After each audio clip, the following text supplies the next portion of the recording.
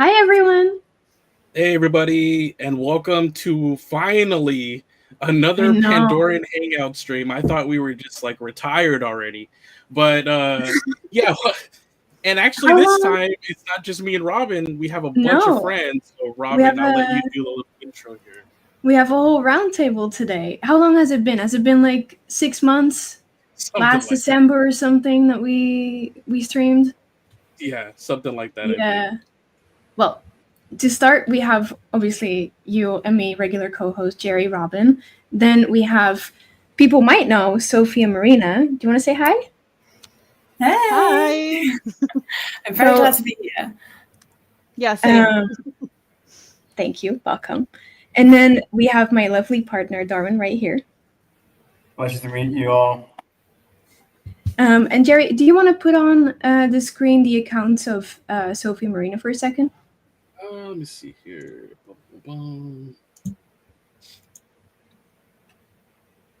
Because these two girls are absolutely incredible in the community. I love the things that they do. Sophie has an amazing collection of Avatar stuff. Like, I think no one can top what she has. And then Marina makes incredible art that I love so much, which we will be seeing more of later as well. Thank you. But yeah, we finally got the trailer for Avatar 3. I know, like, since January, everybody was always like, where's the trailer? Where's the trailer? We kind of knew, obviously, the first footage would be shown off at CinemaCon, just like it was for Avatar The Way of Water. We're like, it's going to run the same cycle. Yet, obviously, that time, we didn't have to wait as long as we did this time. I'm thinking it was because that one was a little, like, it was 13 years since the first one, so they put it out a little earlier. Now that they knew that one even made $2 billion, they're like, we don't have to put it out as early this time. So it seemed like they waited a little longer. At least that's my opinion. Yeah, they definitely had a different marketing strategy, in my opinion, as well. I felt like we were not fed anything for a while, and then we were just fed everything at the same time. Yeah, all at once, which was obviously great, but we have a lot of things to go through today. So exactly. So it wasn't just like a 1 minute or 1 minute 30 seconds. This was actually over 2 minutes. Still not a lot of dialogue, but you do get to see just plenty of new characters, landscapes, things of that sort, which obviously everybody that's kept up with it, you pretty much know what it all means or who it all, is. But it was still nice to finally be able to see, footage of it. But yeah, we'll kind of go through it. We don't particularly have every single, screenshot up here. We'll put the ones that we do have, but we'll also just literally just talk about the entire trailer and maybe some extra info that came out through like the recent Empire magazine cover story, because they spent, they said like 2 days with James Cameron. So we'll try to add some other info in there. But before we start, could you put on the screen the two accounts of Sophie Marina for a second so people can get to know them as well? Oh, the overlay, yes. Let's see here. Here we go. That's me. That looks so Here we go. So if you guys, I know. If you guys don't know them yet, definitely go give them a follow. I love the things that they do, and I'm very excited to have them here today because you guys have a lot of things to tell us as well. I think we've been talking about the trailer quite a bit, and I'm very excited. Hours and hours. Hours and hours, yeah, not even exaggerating. Yeah, how long can you talk about 2.5 minutes? 4 hours. Yeah. Nice. But yeah, thank you for joining us. I'm, meeting them for the first time today, so that's exciting. Obviously, I've been a big fan of your guys' accounts on Instagram, but so yeah, I'm excited to finally talk Avatar with you guys and also Darwin. So it's gonna be a fun time. And everybody in the chat, join us.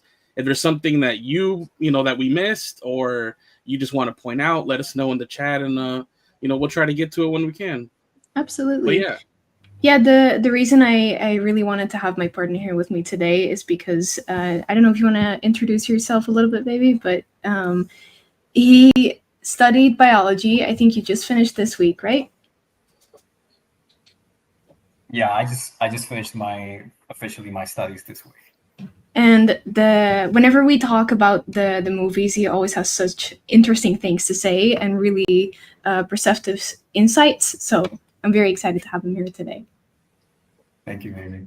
I really love like science a lot, especially when it's paired with art. And I truly believe that Avatar is like the perfect mixture of art and science, like brought into life. Yeah. So I think that my like biology expertise will be a little bit helpful, trying to identify like a couple of creatures that I saw in the trailer that were really interesting. Just so that definitely, yeah. they can, have like a concept of a pre-existing creature and then kind of work their way around it to make it a sci-fi quote unquote creature. It's really amazing. Yeah, especially with the new creatures that we're going to be looking at in just a second, and they're on our background right here. Yes, the caravan of the Winslet. Yeah. It's like, yeah. So let's get started. All right, let's get started. Let's see here. It opens up like I said. We're not going to show every single screenshot, honestly, because we just couldn't fit it. so we'll just be honest. But it's like this kind of we start kind of going back. How you're by the floating mountains again. But I guess eagle-eyed viewers, which I didn't catch in my first like 1 or 2 views, but it's actually you do see like Neytiri there. So it's going to be either like, at least my opinion, like some kind of flashback, or I mean, unless he's plugged into the spirit tree. Those are my 2 guesses. I don't know if you guys have a different view of what this could be. Can you go to the next one? I think there's another screenshot of the same scene. No, it just went. The second ones went to the underwater. Okay, no problem. Because a couple seconds after this shot, you can actually see the second Natfi on an Ikran. Yeah. And I think the second one may be Neytiri, and this is Loak, what we're looking at now. I think definitely Neytiri. Yeah, I agree. Yeah, girls, I feel like maybe this is how I have maybe an idea that this is how the film will start. Maybe like in the first little bit we'll get this sort of like flashback. I don't know. Yeah, I think so too. There could be because we just heard that the film is going to open 2 weeks after the events of the last film. I saw this too. So this could be some sort of flashback, or maybe Loa connected to the spirit tree, or something like that. Definitely. Yeah. It'd be a good way to ease us into it, because even the trailer kind of does it subtly a little bit. So we get the floating mountains here from the forest area, and then it goes to showing you the underwater, which is kind of like how the movies progress. You got the forest area, the water. And then later they start showing you, the new, the Ash Clan. So the movie might progress in the same way, which is just a subtle way to kind of ease us back into, how we kind of discovered it to begin with. Yeah, especially as this is such an intense movie from what everyone says. Oh, absolutely. Yeah, so I agree with that. So this scene right here, we see Loak and Tsireya, right, on an ilu. Yeah. Going around this wreckage. Do we think this is a wreckage that we know? Pretty sure. Yeah, I believe it's from the previous movie, The Sea Dragon, right? Yeah, I think so. Yeah, I would think so too. Mm-hmm. So what do we think that they're doing? Why are they here? Well, we thought maybe that. Yeah. Oh yeah, go ahead. Sorry, you go. No, go ahead. I thought maybe they were like trying to maybe see if maybe in this moment they don't know that Quaritch is still alive. Maybe they could be trying to find his body, or maybe something that went down with the ship. I don't know. Well, I was speculating because later in the scene we see Loak with a bow and Tsireya carrying stuff. So I think they got Neytiri's bow maybe from the wreckage. Yeah. Exactly. Yeah, further in the trailer, those scenes pop up. So it's a little out of order. Obviously, you're not going to get everything in, just all the context right away. But it does seem like that's the case. And then by the end of the trailer, obviously, which we're already going to, you can see her using the kind of like repaired bow that she lost in the last movie. So that's pretty cool that even just through this trailer, you see that progression of like, if you're really, paying attention, you're like, oh, they kind of fished it out here. Yeah. They're like looking at the pieces and talking about repairing it here. And then you can assume they presented it to her and she's using it in that last one. I believe it's the one where you kind of see both Varang and her kind of, both kind of pull back on the bow. I believe that's already the repaired bow. So that's really cool. And also, if you remember, I don't know, there was a deleted scene from The Way of Water where Loak was bringing Neytiri's bow to her as like, here you go, mother, as if she missed it. And she was like, Irayo, Loak. So this is kind of their connection, I think, maybe between Loak and Neytiri. Oh, wow. Yeah. He knows the importance. Yeah. Nice. Let's see. And then we kind of get this one here, which is, Kiri looking as this Tokorina, and maybe obviously the first thing that comes to mind for me is that maybe this has something to do with that, unfortunately that leaked, those leaked pages from, when the special features first came out for The Way of Water, before they altered the footage, where we covered it on a previous stream, so it's not that much of a, where the whole, and the trailer kind of spoils it too, which we'll talk about it when those scenes come up, but this whole thing where all of a sudden it seems like Spider is going to be able to breathe without the mask. But the trailer completely spoiled that, because we see him, see him walk around. Yeah, we see him jump around with some reactions that I've seen of other people, they don't notice. Yeah, lots of people don't even notice. I was like, what? It's like one of the first things I noticed. I was like, wait, hang on, go back. They're not so much into it as we are. Yeah, exactly. You could tell like the more casual fans, which is fine, because honestly, like this, that's how these movies are so successful. It's the casuals. It's not really the diehards, but yeah. Oh, and this is actually the next one here is when we see kind of like the pieces. Yes, that we're talking about, and and I don't remember because I know there was concept art of them having like this little area. That might have been more further inland in one of the islands that was cut from the movie, where they had like their little hangout spot, or was this their hangout spot from the previous movie? I don't remember. No, I think the hangout spot was more covered in plants. This is more sand, I think. Okay. Yeah. Okay. So here, if you look at the back of the image, we can see fire, and I'm not saying that the village is on fire at this point. I just think that there is something going on, and me and the girls discussed this earlier as well. Like they could be doing what we see later in the trailer there while they are preparing something. Yeah, for sure. Obviously, also because I think who pointed it out, Britannia Brown says Loak has white paint on him, and you do actually see it running down the middle of his torso. So there is some kind of ceremony going on, like you said, in the background, and it kind of looks like they probably snuck away, and I really feel like we need to do this. It's important, especially now that everybody's kind of distracted with whatever ceremony is going on. Looks like they kind of like, well, this is the perfect time to do this. So this still looks kind of the funeral paint to me. I don't know. Yes, I could be mistaken. Oh, but could be as well. Yeah. Hopefully not another character death already in the movie. Oh my goodness. Please no. Please give us a break. Oh my god. Well, my guess is that there's going to be just judging by the tone of the movie and how they portray it, that there is going to definitely be like one impactful death in this movie. Yeah, it does seem like 100%. Yeah, for sure. Sadly, obviously, so I guess it's just the whole time we're going to be like, oh no, who is it? I think I might have a theory by the end of the trailer if we have that image in here. Okay. But we'll touch on that later. If we don't have that particular image, I'll still just bring it up anyways. We can bring up our theories at the end of the trailer and kind of discuss it with the chat as well. Okay, that works. And let's see here. And then it was this one here, which just kind of almost looks like a little bit pretty much in the similar area. I don't know if it's exactly the same scene, but it's just what I like here is the thing in Tsireya's hair.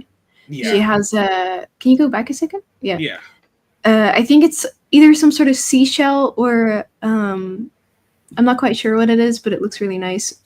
And maybe because she's wearing something nice, it could either be for a funeral, like you said, or it could be a ceremonial thing, and maybe he's going through the trials that Jake went through, you know? Oh, yeah. Yeah. This is a cool idea. Let's see.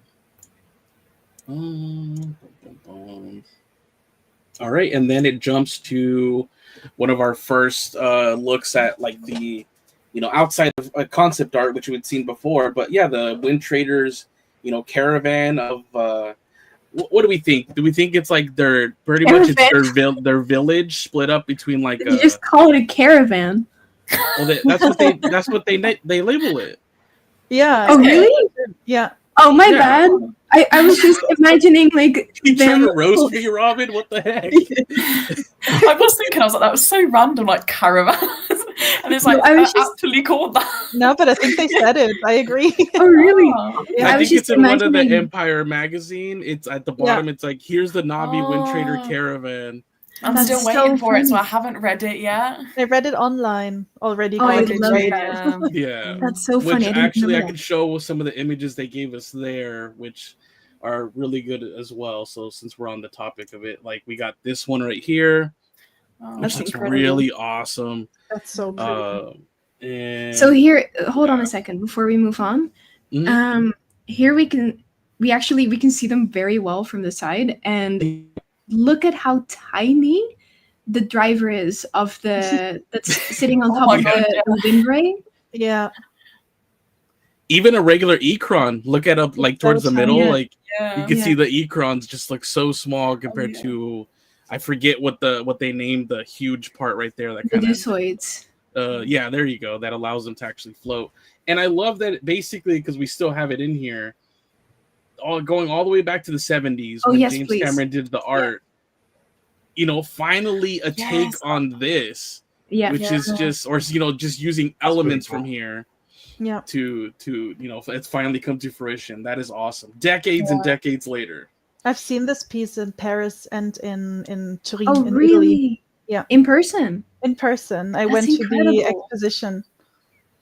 Wow. Yeah, when it was in Paris, they did a little interview with him. And when he came up to this one, he's like, this one here, you'll see elements of this in Avatar, 3 and 4, going forward. And I guess, it was really right. And if you look at the back of the image, we also, not this one. Go back to the other one for a second, the art that he did, this one. Mm-hmm. If you look at the back, we're also kind of familiar with the landscape because we had this landscape in the game-ish. Kind of, it looks like it. Mm-hmm. In the spires. Oh yeah, you're right. Yeah, that one looks very similar. Yeah. Yep. Which is also very cool.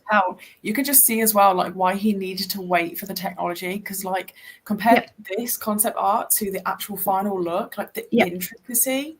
Oh yeah. Like, you can just really tell why he had to like wait.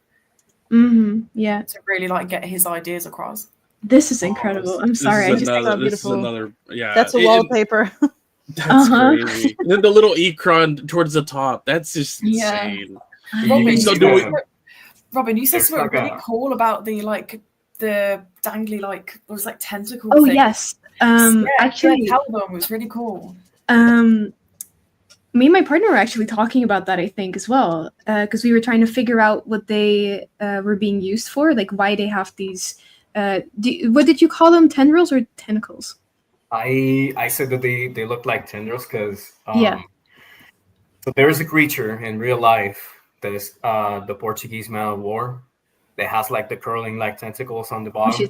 It's a jellyfish. Yeah, it's a jellyfish, but it's actually like a colony of organisms that they make one. Yeah. So my guess is that just judging by the trailer that the flotation one, the big one, is just for that. It's just for lift. But the other one that's for travel is the one that's on the front. But the tendrils on the bottom, we were talking about that too, and we were trying to figure out what they were being used for. And we came up, and I think, Jerry, we've also mentioned this in a stream before, but that they could be using that to feed, to be grazing. Oh yeah, I think we talked about it. I think Yeah. maybe for them, it's just part of the creature itself. So maybe it doesn't serve too much of a purpose here, or maybe it does. Like I hope, there's like a quick little scene where like, Yeah. we were like, we hope this creature is still alive, which I think it is. Oh We're my like, I God. hope they're not just falling, The dead bodies? just No. the carcass of it, just so you can float. But no, so obviously, like you said, they might have to go down and maybe use them to graze or something like that, depending on how this creature feeds. Yeah. I know like nothing about that, so I'm excited to just how Oh. how in biology, like Darwin says, like they take so much from the real world, but then they just crank it up to 11, and I just love seeing how they implement, what we might think is simple here on Earth. Just when they put it in this setting, it just looks amazing, and it just becomes so fantastical. But all the roots are like based in reality, which I love. In the chat, someone just said, Tsireya Wood just said tendrils for hydrogen production, which Yeah, I don't know how that hydrogen. would work. I guess But that could be another theory. like Tell a physical like chemical process that they basically extract the water and then they just separate it. Oh, interesting. Okay. Because the tendrils can be they can be for a lot of things. They can be for like suction, or they just trap like flying animals along the way. Could be, yeah. Interesting. I hope they will explain that, because I'm very curious. But we're like, man, these are some savvy Navi that they're like, and yet it's still like just to create this kind of like vehicle that like Yeah. we need these two living creatures. One we're just gonna Huge. use just to steer it. All your purpose is to get us up in the air. Oh my God. And I love it. I love like so do we think their village is kind of just split up between, in this caravan of different Caravan. of I can't get. I'm so sorry. I can't get over caravan. now I just have to spam it just because I know you don't like it. But yeah, do we think like that's this Wind Trader's like village is kind of split up between these different vehicles, or do we think these are just Well, kind of like scouts, or what? I bet they have bases somewhere, like they have camps or something. But since they are a nomadic people, I do believe that this is most of their village, or at least part of it. I don't think they have like an actual village somewhere. No, I think they take their village and put it somewhere else. Because if we're gonna call it a caravan, you can take inspiration from the gypsies, who also had caravans. Yeah. And here you go. Here you have your Wow, gypsy actually, right now here. that you mentioned gypsies, Yeah. you're like spot on, because now Yeah. like that's the vibe it gives me. It gives me like Yeah. a gypsy vibe.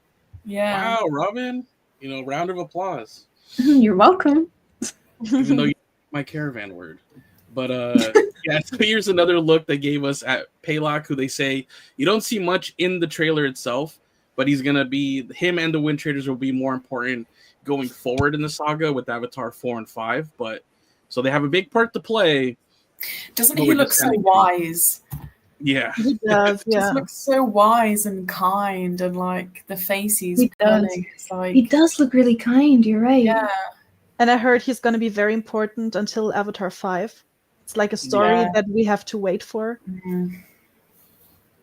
To see what their importance is. So Hmm. something to look forward to. All right, let's we see another shot in the trailer though of what looks like Kiri on one of these I forgot what they called the actual vehicle, if they gave it a name or if they just named the two different creatures. I don't remember. I think they called it ships. Okay. They're like, they just called it a ship. Calm down. Just call it a I like how caravan. you do see just little elements of how like their little village or whatever we want to call it there as well. You get a little glimpse, and there's Payakan right there, right behind her. So you do see him in the trailer. It's a Where's Waldo moment, but there he is. I wonder if we're going to see Kukolope from Frontier. Oh, She's also a Wind yeah. Trader, I think. Yeah. is she? Yeah. I Robin, heard so. You've been shocked to learn times. Like, this is deja vu. Yeah, do you remember she does that line when after you like visit her shop, like may the winds favor you or something like Treat that. you Oh well. yeah, I Make them remember feel that. well. Yeah. But yeah, one of the concept artists was like confirmed that it was pretty much our first look at the Wind Traders. So I was like, oh, that's pretty cool. And way back, years ago, we had a spoiler because if you go to the land of Pandora in Disney World, the shop is actually called Wind Traders, and a lot of their items, like the bags and everything like that, can be found there. And the idea is that they're trading people and that they've collected everything, and that's where you buy your merch. So years ago, we already knew of their existence. Yeah, it's we've been always surprised like how much we can go back to that original park and be like, oh, we already saw this years before. Like the ride itself showed us Tulkuns, it showed us the Ilus. Not really the village itself. I guess they showed us a different type of Navi clan that was by the water, so it wasn't exact. Yeah. Because you didn't see like the giant mangroves or nothing. So, but yeah, you did see a lot of creatures that you wouldn't come to know until years later in the Way of Water. So, this new park that they're building like 6 hours away from me, I'm like, what secrets are you gonna hold? Oh yeah, like future things, like Yeah. for maybe 4 or 5 or 6 or something. Yeah, because they say this one's mainly going to be using like the Way of Water, but then also like 3 and 4 as inspiration, or maybe 2 and 3. But you know that it's gonna hold secrets, like we just said. Oh, absolutely, yeah. For like 4 and 5 and yeah, whatever else. So it's gonna be interesting. And then finally, whoever wants to start with this one, we finally get a look at starting to get a look at the Ash clan. Yeah, but we see volcano literally live. Yeah. And we had a huge theory about that a long time ago, right, Jerry? Yeah, we even like literally just had this concept art, which kind of looked just like this, except you're removed who I think is Quaritch. That is Quaritch. Yeah, Sam and Frodo. You remove Quaritch, and I think the concept art was like pretty much spot on to what we're looking at. And we had this whole stream just talking about a volcano. It was crazy. Because we were relating it to the Turuk, the First Flight. Yep. Because we think it has lore with the Ash clan, and it tells a little bit about like why they are who they are right now. And we can get into that maybe another time. But I think it's actually really significant. Yeah, and I guess the only thing we can say, because at the time we didn't know, we wonder how long ago, because now you start looking here at like, what their village really looks like, which is just like a pretty much a devastated home tree for the most part. We're like, well, how long ago did this event take place? Was this like hundreds of years? Was this very recent? And it seems like from Empire Magazine, it's something that at least happened in Varang's lifetime, because it seems like, it talks about her being seeming like the hero of her people. By out of this devastation, she kind of still managed to, pretty much create what we see here, whether you see that as good or bad. So it did happen within the last however long she's been alive. When by the way, for the people watching that don't know, when we refer to event, we refer to whatever disaster they went through that made them live in the lifestyle that they have right now, which is they deny Ewa. And we originally didn't, obviously, like you just mentioned, we didn't know when that was, but if that was very recent, that also explains why the volcano is still active, because active volcanoes, they can erupt multiple times. Which is another added threat, by the way. We don't know if that's going to happen again in the third movie.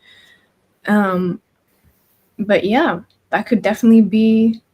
I'm very interested to know what happened. And this really reminds me of A1 when Jake woke up in his avatar body after the destruction of Home Tree and the ash everywhere. And Bob comes back to him.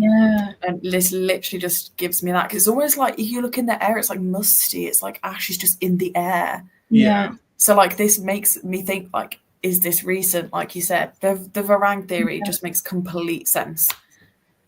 And I feel like the passion of her beliefs come from because she has gone through it. Yeah. Yes. Yeah. Which makes more sense. Yeah. If it did happen in her lifetime, well, it did happen in her lifetime. Another thing that I'm wondering about, because I did a post a long time ago about comparing the Ash people to vampires, because they released a statement that I don't remember the exact words of it right now, but they said something along the lines of the fact that they were living off the life force of other beings, which at the time we were relating to Kuru, with the neural cues that they have. But if they attack the Metkayina, and the Metkayina have Amrita, which is the stuff from the Tulkun, maybe it was possible that it happened a very, very long time ago, but Varang is just really old because she's been using the Amrita to live longer. Yeah. I guess your theory is still, I guess we don't really know. Also, because around, that would add to the idea that she's some sort of religious figure for the people around her. They could be thinking like, oh my God, she's the real God, she's, because she has this tattoo on her hand, which we're going to get to later as well. But I don't know, just throwing that out there. Yeah, it's a good question to still have, because like you said, we don't fully 100% know yet, so... And then, of course, Empire gave us kind of like a close-up here at the village. Don't know if this is still concept. I think it might still be concept, or if it's a screenshot. Either way, you always know that they're going to be almost one-to-one. But we do get this kind of like, I think them bringing in Quaritch. Sorry, didn't want to interrupt you. Oh no, go ahead. I was done. No, because I've also seen this in the Empire magazine, and I thought too that it's concept art, but they didn't title it as concept art. Okay. So I'm pretty sure it's a screenshot of the movie. Nice. Wow. It's incredible. Quaritch looks very accurate from how he was in the trailer. Yeah. As if he just arrived. Because he's in the same outfit. And the meat laying around. Wow. This is really cool. And then these totems, these gnarly totems right here. This looks the teeth insane. and everything. Like a horror movie. I wonder if there is something they do like worship or at least revere, Varang. or if it's just Varang herself, and these totems are like a twisted version, twisted visages of like Varang. So that'd be interesting to figure out, like, maybe do they revere anything besides her? I mean, maybe. Go ahead. I just think that they have like a twisted version of Awa, because they don't have zero connection to Awa whatsoever. Just because of whatever event led them to be in that state that they're right now. Yeah. So they just have a twisted. Basically, they invoke fear. That's why. You don't see any other clans trying to interact with them, just because of the fact that they are the complete opposite of what other clan stands for, which is Awa and the connection to the world and the planet and nature. So they're separate from what nature is, and that's actually a really good point, because if they reject everything that stands for life, they might worship something like death. But in Awa worships death almost as if it is still life, and they clearly don't do that. And maybe they believe that death is really the complete end, which is the opposite to all the other clans that we've come to know so far. And this is their way of showing it through the totems. Mm-hmm. Yep. Someone's just mentioned like children in the clan, which didn't really click with me, that there would be like evil children in this. Like children, of course they have children, but you cannot. And I wonder if the Sully kids will come across some like children that are their age, that are like complete opposite to them. Like, good catch, Sophie. Yeah, that just clicked with me, because they've did have like a little bit of a fight with the Metkayina kids, Yeah. So I wonder if, interesting. That's a great catch. I guess Yeah, it well- might be one of those things where they just don't see themselves as evil. Yeah, So, like, exactly. you know, I was gonna it's say like that. you're always the hero of your own story. Yeah. So Yeah. they might be raised to see like other clans as, because like you said, we don't know the exact context of the event. Do they kind of resent other clans because they didn't come and help, or what? You Yeah. know, remember we're like, what's the context of that? Why is there so much hatred for anything that seems to be not Ash Clan related? But yeah, I guess they might just be raised seeing it from that point of view. But yeah, Yeah. it'd be interesting to have the kids, that the new generation, kind of interact with some of these Ash Clan kids and be like, yeah. yeah, you guys are I evil. mean, No, we're not. I have a really interesting question, also followed up by a theory. This is the Ash Clan, right? So Mhm. there's also a Fire Clan. you think? Right. Oh, yeah. Okay. So because it's labeled Fire and Ash, that there's also a Fire Clan. my belief is that in the trailer, I don't know if that's like the skin color of the Navi that was actually basically manipulating the fire, or if that's a substance that gives them Yeah. quote unquote like a Like a immunity to fire. Like the protection, like Yeah. the paints that they were wearing on their hands, that they could be handling fire with that. Because That Awa could be. is basically a force that can see not only to the past, but also can sense the intentions of every living being.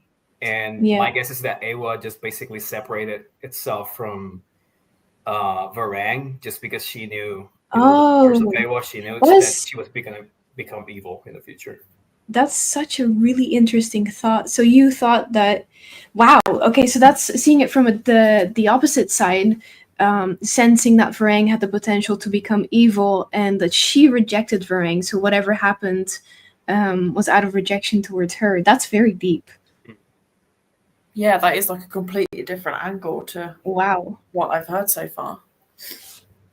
Because I think the main reason why says like that last line of the trailer, obviously we're skipping ahead, your goddess has no dominion here. Yeah. I think it's kind of the same reason, Bridgehead is built on, first they pretty much just completely destroy the landscape.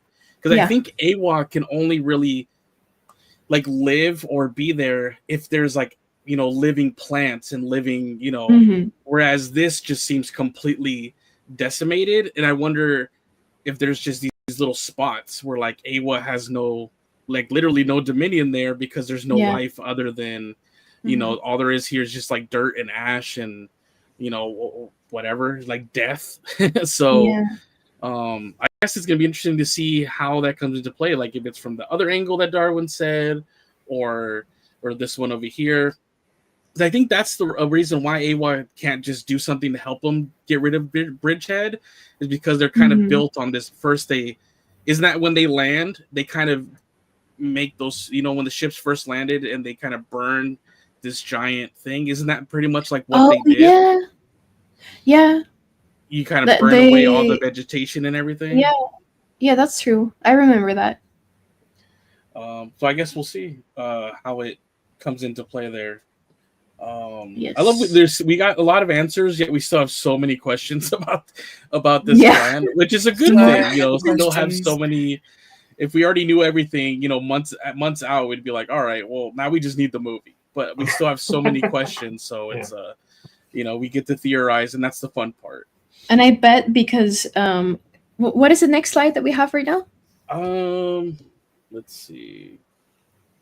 Actually, I think that's where it cut off for it was this one, and then I don't think we have one until like, closer to the tail end of maybe the last quarter. Okay.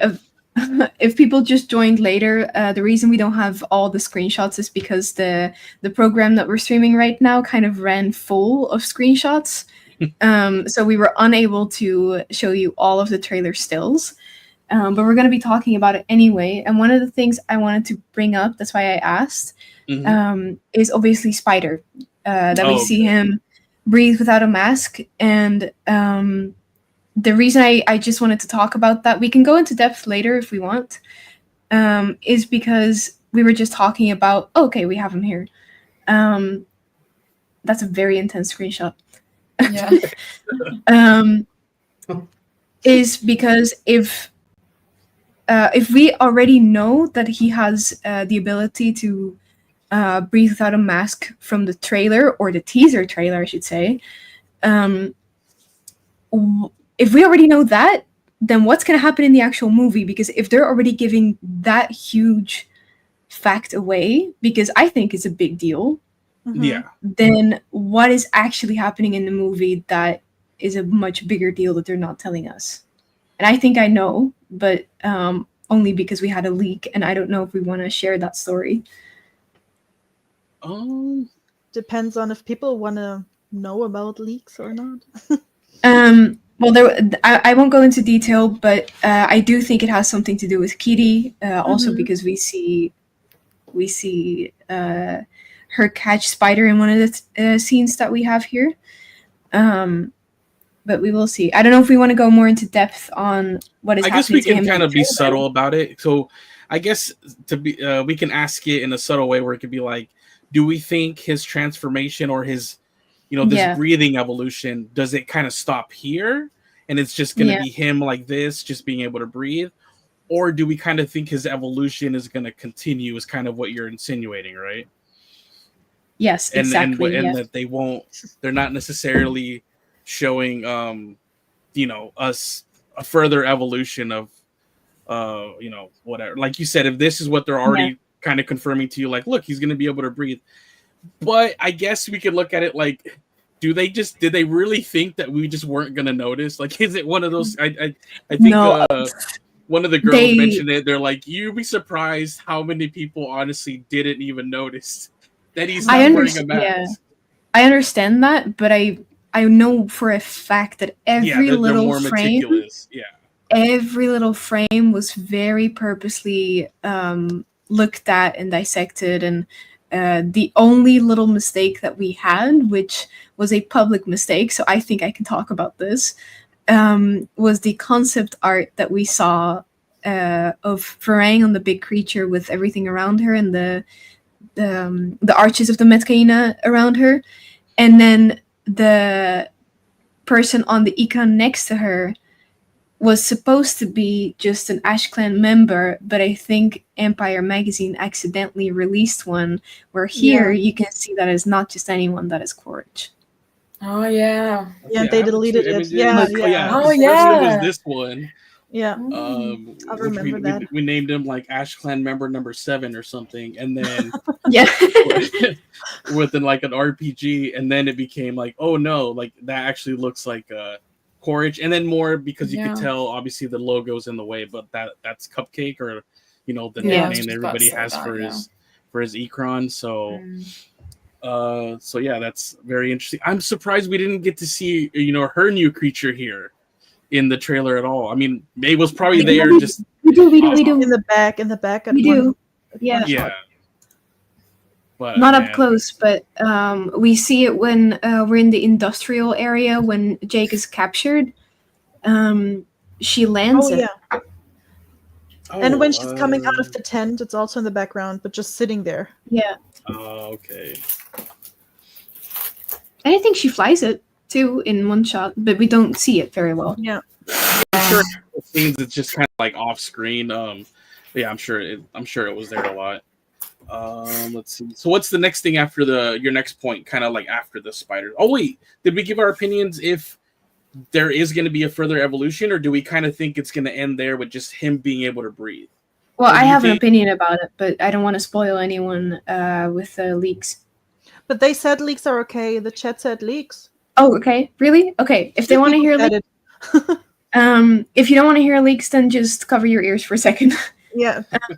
But basically, I think last year or the year before, I think on Disney Plus, right? They released extra footage for After the Way of Water, which was basically like behind the scenes stuff.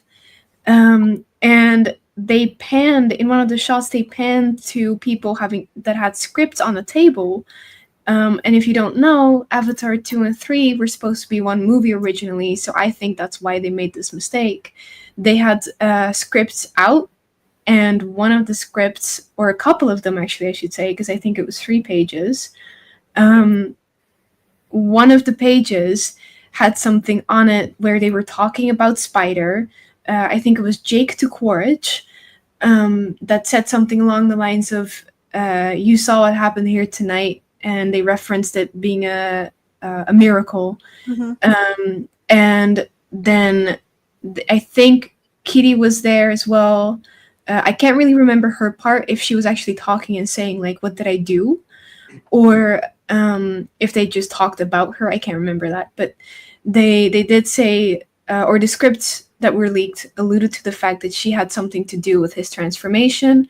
Alongside that, there was also an image that was leaked of Spider himself, where his proportions were absurdly long. Like his legs were long, his arms were long. His nose bridge was very flat, but the most significant thing was that he had a kuru and was connected to the underwater spirit tree. What? Oh my god. Yes. And So yeah. Go ahead. No, I was gonna say that the context for that one was, it was actually at a Los Angeles art show where they were kind of just showing concept art of the Way of Water.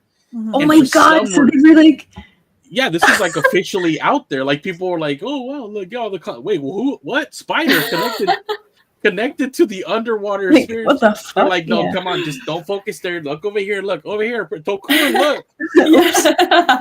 After you just showed us So- that, look at the creatures. Look what's happening. So that's kind of crazy because it was a giant piece of art. But I didn't notice. There Like I on the didn't show notice floor. the limbs and stuff that you're saying. I just Oh, noticed. you should have a look later. water. Yeah. And but I didn't see that, or he didn't look longer to me. I just thought maybe that's the art style. If you look at, because there's Natfi next to him, and if you look at them and compare the length of the knee to the ankle, you can see it. You can see it at the elbow. Yeah, they're more elongated. Yes, and also the nose bridge. You can see that the eyebrows are much more further out, and the nose bridge is flat. And he has the tiny little cat nose that we know from the Natfi. But I think this is really interesting because an avatar is also a hybrid of a human and a Natfi, because we can see that from the fingers and the eye shape and everything else. But this, should he become a hybrid, then an avatar is more Natfi than human, but he would be more human than I see the Natfi. picture now. I see it. I think that he went through a process that is called. It's like a accelerated evolution that's called metamorphosis. Yeah. I think that he probably sustained like a really serious injury, and then the only way to save him was turning him into a Navi. Yeah.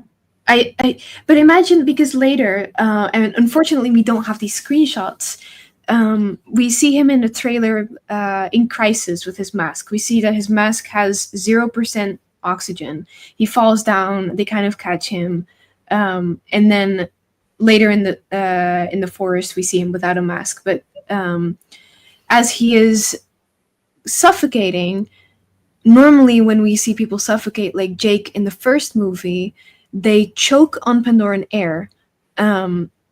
If he still maintains, if he has his mask on still, and Kiri is somehow able to give him air, kind of like the creatures did underwater that looked like butterfly wings. I don't know if you guys remember, but the little fairy wings that they had underwater to breathe for longer, or to have oxygen flow, or whatever they breathe on Pandora, underwater for longer. If she was able to do something similar to him in that moment, and that's how she kind of kickstarted that transformation, also because he was born on Pandora, so his system is likely already exposed to a lot of the Pandoran. I think, Love, we talked about the pollen and how his immune system would probably already have a lot of Pandora in him. Because one of the things explain. that in the movie, it's kind of overlooked, but on a scientific standpoint, if you're going to be a human without a mask in a foreign planet that you're not basically used to, being around without a mask, you will be exposed to a lot of things like pollen, particles that are basically suspended in the air. So your body has to adapt towards a certain level that your immune system will be strong enough to basically counteract any effect that will have in your system. Yes. So. Oh, also, I found another picture. I don't know if you guys have seen it. This was some kind of behind the scenes picture of James Cameron, and there is Spider laying in a link chamber. So I was always thinking he's gonna get an avatar, but I don't know what's happening now. Maybe I would. Oh, sorry. No, go ahead. Go ahead. I would just say I think out of the two, I would actually prefer the Avatar body. Like, put the Avatar back in the Avatar title, because like I think we've gone away from Avatar. Like, it's still called Avatar, but we really don't. I mean, I guess you have Jake, but in a way, it's supposed to be, you know, not the traditional Avatar where you could still go back to the human body. I would like it where Spider, in the human form, would just have the ability that he doesn't need the mask, and that's the great perk. Yeah. But please give him an Avatar body, because I actually don't want to see like a human, like a more human looking Na'vi. I think that would just be a little too creepy. I'd love to see his Avatar body as well, and what he would look like. And because I feel like Norm is the only Avatar driver left, right? Yeah, I think. Oh my god, you're right. That's actually such a good point. Because the movies are Avatar. One of the things that it will probably be like a really big change is that, remember that your blood has, in order for you to have really good oxygen expenditure and, you know, oxygen getting to your vital organs and stuff, your blood is going to change color, because human blood is red because of oxygen. In Pandora, there is no oxygen. So probably his skin color will change. Yeah. Just in fact that he will not be using hemoglobin anymore. Yes. Yeah. So his and skin I can see Jim thinking of this well. He thinks of everything. Yeah, true. Like, this is why I'm so excited to read the books. Yeah. That are coming out. There's so many books coming out, and pretty sure another visual dictionary. Marina, is that right? Yeah, I think so. Yeah. So it's hopefully it's going to tell us all these little details like this. I pre-ordered everything.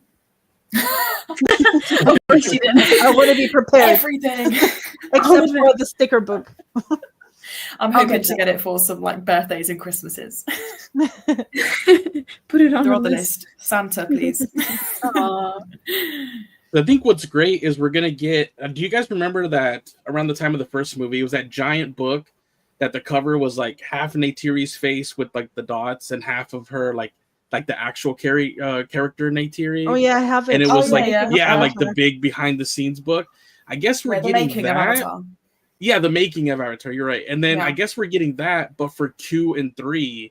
So I'm really excited about that, because that book really went into, like you were saying, like the nitty gritty on like thought processes, and you get to see a lot of like their behind the scenes, you know, pictures and concept art. Because I don't even know if they've announced an art book. Have they announced the Fire and Ash art book? Hold on, I think when I initially checked, I was like, wait, no art book. I think there is like 5, isn't there? And these are chunky books as well. Like if you when you're talking about the making of Avatar, this is a chunky book. Exactly. I can tell you what I pre-ordered. There you go. So I have the Fire and Ash Visual Dictionary. Then I have the World of Avatar Updated Edition, bioluminescent coloring book, and then the making of Avatar. It's called The Creation of Pandora.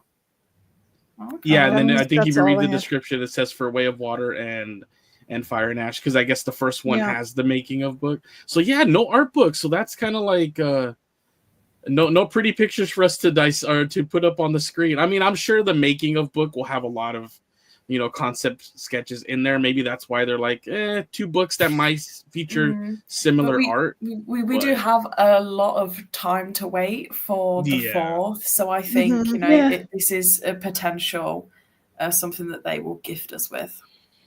Please, because I love that art book, but also like you said, the visual dictionary, because that you get a lot of like, you know, like information you can't gather from just watching the movie.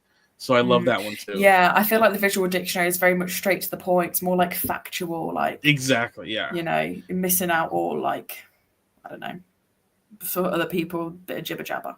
Yeah. One Yeah. of the guys in the chat said that oxygen is a gas. It will never have a color. So there's some types of chemicals that under different conditions can have color. Oxygen, again, we have to kind of dissect the meaning of the word. So it oxidizes. So your blood has iron. So when your blood comes into contact with oxygen, it's in constant state of oxidization. So that's the reason why it's red. Yeah, because someone in the chat said oxygen doesn't have a color. But we were rather talking about what it would do to the skin than the actual oxygen themselves. That's a really good point. I like that. All right, Robin, what's the next point up in the... Let me... do you want to just put us on the screen for a second so we can see everybody's face? Yep. I have my iPad right here with the slides that were supposed to be going there. So I'm just gonna see what was next. And let's see. What was the last one? Was Spider, right? Mm-hmm. Okay, so the next one is Kiri kind of looking very surprised or scared. She's in the forest. Let me try and kind of show you in a way. I don't know if I can. Hold on. Okay. Oh, Let's yeah. see. Let's check to see if I had it. I don't, but I think it has a lot to do with because it's nighttime. Does it look like she's still in like that foresty area? Yeah. It might still have to do with that whole event. And I think it comes from. I do have this image where this whole event with Spider might take place either here or after this. Because here you kind of see this like little formation of like some of the children. You see Jake. And then behind, like at the very tail end of this, you see Quaritch. So this is, I guess, where you said in the leaked pages, there was a conversation between Jake and Quaritch. This is how it takes place. Because for some reason, whenever this scene takes place in the movie, he's kind of with them. And I think they all witness whatever does happen to Spider. And this is in the forest area. So I guess it has something to do around this point of time in the movie. At least that's my guess. I'm just thinking, what are they all agreeing on for, with Quaritch and like Jake and the Sully kids? Like Quaritch literally said he was going to kill his whole family, and now they're all here together. I have so many questions about this. Why is Jake just so cool just to have Quaritch there? Like, he threatened your kids. Like, I'm really intrigued as to what they're all agreeing on, like, for them to join up. Also, Jake carrying a bow and not a gun this time. Yeah. Like, what is going on? So many questions. Like, this has to be before Quaritch even goes to the Ash Clan, I would assume. Definitely. I think definitely. Yeah, so it's just... Because isn't he still in his RDA vest here? Yeah. Yeah. And when he goes to the Ash Clan, he's got nothing but that bag. But once he's painted, he's still got the vest on. Oh, is he? Oh, once he's painting, he's... Oh, yeah, it still says Project Phoenix on it as well. Yeah, you're right. You're right. But maybe that's the only clothing he has. Yeah. Thanks for that mental image. Oh my God. That's literally the only thing he has on. Is the I mean, like, the only thing he has left to wear. Yeah. We know. We're just okay. And then what do you have after the Kiri? I can show you on the screen. Oh yeah, let me take this off. Let me put it a little bit brighter, and then. Okay. Oh. So we see Neytiri and Jake in Neytiri. Yeah, there you go. So is she still wearing her funeral paint here? Yes. I think so. It's also the exact same. The necklace of Natayan. Okay. Yeah. Oh, that's so sad. I wonder if we're gonna get another look at that whole ceremony, and maybe that's when Loak and Tsireya go away, unless we think it's completely. Oh. But everyone's saying that it's 2 weeks after. So are we just yeah, like yeah, having a you're little right. bit of like are we just having a little bit of a flashback before, and then when it actually starts to get into the present, that's when it's 2 that weeks? could be. Yeah, to kind of settle back in. Oh. And Yeah, then I think on. so. I don't think not from the straight get-go it's going to be okay, 2 weeks has passed by, this is the present day at 2 weeks. I do feel like we are going to get some flashbacks, because why would she be wearing Yeah. this Exactly. again with And it- Nateyam's choker? Yeah, like Yup. 2 weeks. Interesting. It could be tied to the like maybe you'll see some of like it's a collage of flashbacks that have to do with Neteyam, and it sadly it goes from like when he was like you see scenes when he was alive that you never saw, like with them flying by the floating mountains, and then it kind of tail ends with like showing this where you get to basically his funeral ceremony that they do here. I think it will be very, very similar to the start of A2, but obviously we're not going through so many years. We're just going through what's happened in the past 2 weeks.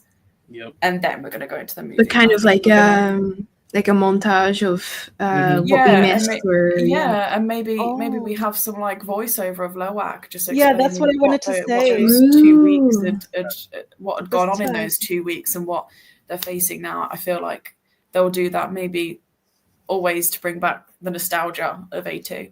Maybe that's why we're going to see more of Jake and Neytiri, because now it's narrated from Loak's eyes. So maybe he's focusing more on his parents. So who knows? And it would be him reminiscing flying with his brother. Yeah. Because it was those two in the scene. And it could be his point of view of what happened during the ceremony that you maybe didn't see, of him, retrieving the bow that maybe it was the only thing he feels he can maybe save or repair, because obviously he can't do that to his dead brother. Like maybe he has some voiceover that kind of explains the thought process behind that. That's actually a great point. Yeah, maybe because he feels like he is to blame somewhat, so he's trying to like rekindle his relationships with his parents. Jeez. But isn't it also so interesting that we start the whole story of Avatar with Jake losing his brother, and that's the whole reason why he's recruited and gets an avatar in the first place, and then now we're at this point again where our main character has lost his brother as well. Yeah. Wow, that's actually a great point. You're right, because I think Loak and Jake were like not the brother that you thought would be, that central figure. Because Neteyam was the one you out of the two, you're like, no, he's gonna be, he's the next in line, and he's all straight and narrow. Where Loak was more like the crazy, or you know what I mean? He kind of resembles Jake more than Jake probably wants to admit in his younger years. And you're right, maybe this shared thing where they both lose brothers, that kind of puts them, it kind of forces them to kind of grow up in a way, if you want to word it like that, and kind of move on to that next stage where to become who they can become. That's a great point. Yeah. All right, sweet. Should we move on to the next one? Yep. Okay, so the next one I'm gonna show you here is Quaritch. This is an awesome picture, and in my mind, this could really just be, concept art or a poster or something like that. But it's him. Let me see if I can show you properly. I think I have it. Let me see. Oh, you have it? Okay, great. Yeah, here we go. The best. I love this. This is so cool. This is really badass. This is just before he's like contact to contact with Jake, right? Yeah, there should be another screenshot of that too, if you have that. Yeah. And like this is fighting. Yeah. This is also really interesting because people are going to be focusing on their fight, but what's happening around them is actually really cool. Which I didn't actually catch on until you said, and I was like, what the hell? I only realized because of Darwin.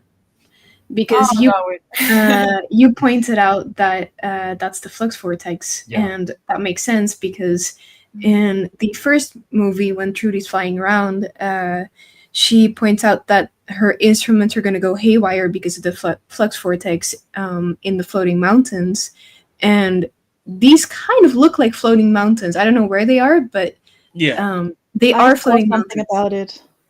Sorry. No, go ahead. No, just because you said those floating rocks, Yeah. If you remember the Cove of the Ancestors, Yes. they are also having these floating rocks, and there's also a Okay. spirit tree, so maybe the flux is at its peak there. Maybe Yeah, in Oh, the you're okay. probably right. Yeah. So there you go. Because I thought could it's definitely volcano be. because of the fire, but I don't think it is. Yeah, I think it's more your first idea. Yeah, that's actually Yeah. a great one. Yeah. I think so too. And think I there's wonder, another image of because this. we understand that the flux vortex can make instruments go haywire, right? But we've never seen it visually, and we've never seen it this aggressive. Yeah. Later, I don't know if you have this screenshot as well. Later, we see Neytiri and Kiri arrive on Ikran's, and it makes me wonder if Kiri had something to do with it. I don't know if she's that powerful. But she is the only one or only thing.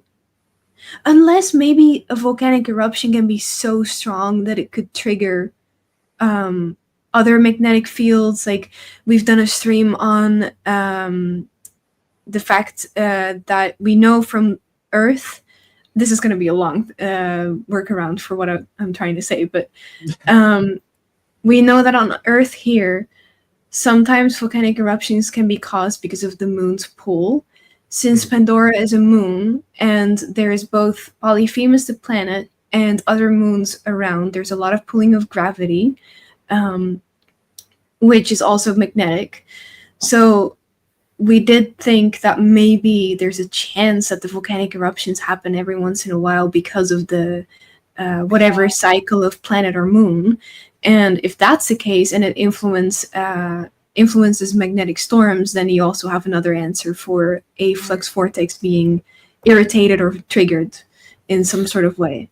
But I think that your theory before that maybe Kiri caused this, I feel like this is the climax of the movie, and maybe they're definitely could be, yeah. Maybe they're being absolutely slammed, and she's thinking, "What can I do to help?" And you know, we don't see her. But do we see her at all with like a bow and arrow? I think only with a knife. I think we see her. Yeah, she doesn't have any weapons, does she? Yeah, so we don't really see her like in any combat. So maybe she's thinking, what can I do to help? And maybe she starts this. Yeah, and because here, which when the fight, you know, fizzles out a bit. Go ahead. It is probably completely unrelated, but there is this scene between Ronal and Kiri where she does just say that line, like, whatever you can do, like, just do it. And it probably, you know, I don't know if it's, you know, maybe somebody's hurt there down below Ronal, that maybe one of her children or something, and she's just pleading to Kiri, like, whatever you can do. But I guess, like you guys are saying, you can apply that to the rest of the movie, and just at the end, it's just like, I have a question. Just you know, she just does whatever she can, and maybe, like you said, maybe she kind of causes this whole flux thing that we see at the very end of the movie. So it'd be really interesting to see. Because all of a sudden, it's like people are just asking her to do things. Like right now, it's like Ronal's like, if you can do something, do it. You know, I have a question about that actually. Oh, sorry, we've never seen Ronal this vulnerable. Yeah, exactly, and I think it might be for a reason. Bleeding. Yeah. What if? Because for the teaser trailer that we had for the second movie, we saw our new characters, right? We were like, oh, this is, and even now we saw Varang and some other new characters. What happened to her baby? Yeah. Why are we not seeing her baby? Is this maybe going to be born? Is her baby maybe not okay? And is that why Kiri is here and she's like trying to heal her, or if she's like, like because whatever she's you really can vulnerable. Do it. Yeah. Well, there is one thing. Correct me if I'm mistaken, but at the very end, you see Neytiri at the towards the tail end of the trailer. Mm-hmm. Does it look like she has a Na'vi baby? Like, so many theories of this. Yeah, we were. So I'm wondering because people are like, "Well, whose baby? Did she have another one?" If it's a baby, it's a very, very small baby. If we go back to A2, where we see Neytiri holding, is it Kiri or Neteyam? Neteyam. Oh, she's making the food and she's holding Neteyam to her chest. This is a very, very large baby, and so I'm maybe thinking if this is a child, they're very, very young. Did it come too early? I don't know. A newborn is very small. Ronal's? Like A newborn is very, very tiny. could something happen to Ronal and that could be Ronal's baby? And But like why would Neytiri, she- I'm like, would she be like step up and be like, I'll take care of this baby when I guess it could have been left behind with anybody else in the Metkayina? Mhm. I'm gonna take it to war. Well, Yeah, exactly. It's if like she you're not does- just going down the street to the pharmacy. What's happening here? Leave it behind. If she does, if that is her baby, she must have it in this movie then, because there's a scene, you know, with Tonowari and the Metkayina people. She's still pregnant here Mhm. Yeah, in the trailer. So Yeah. she must have. If she's gonna have it, and that is her We're baby, gonna see it. Do we see because it? that's the only reason I think like if people that are like, oh, maybe Neytiri has another baby. We've seen at this point where now like her pregnancy has like lasted all of the last movie. It's gonna last most of this movie.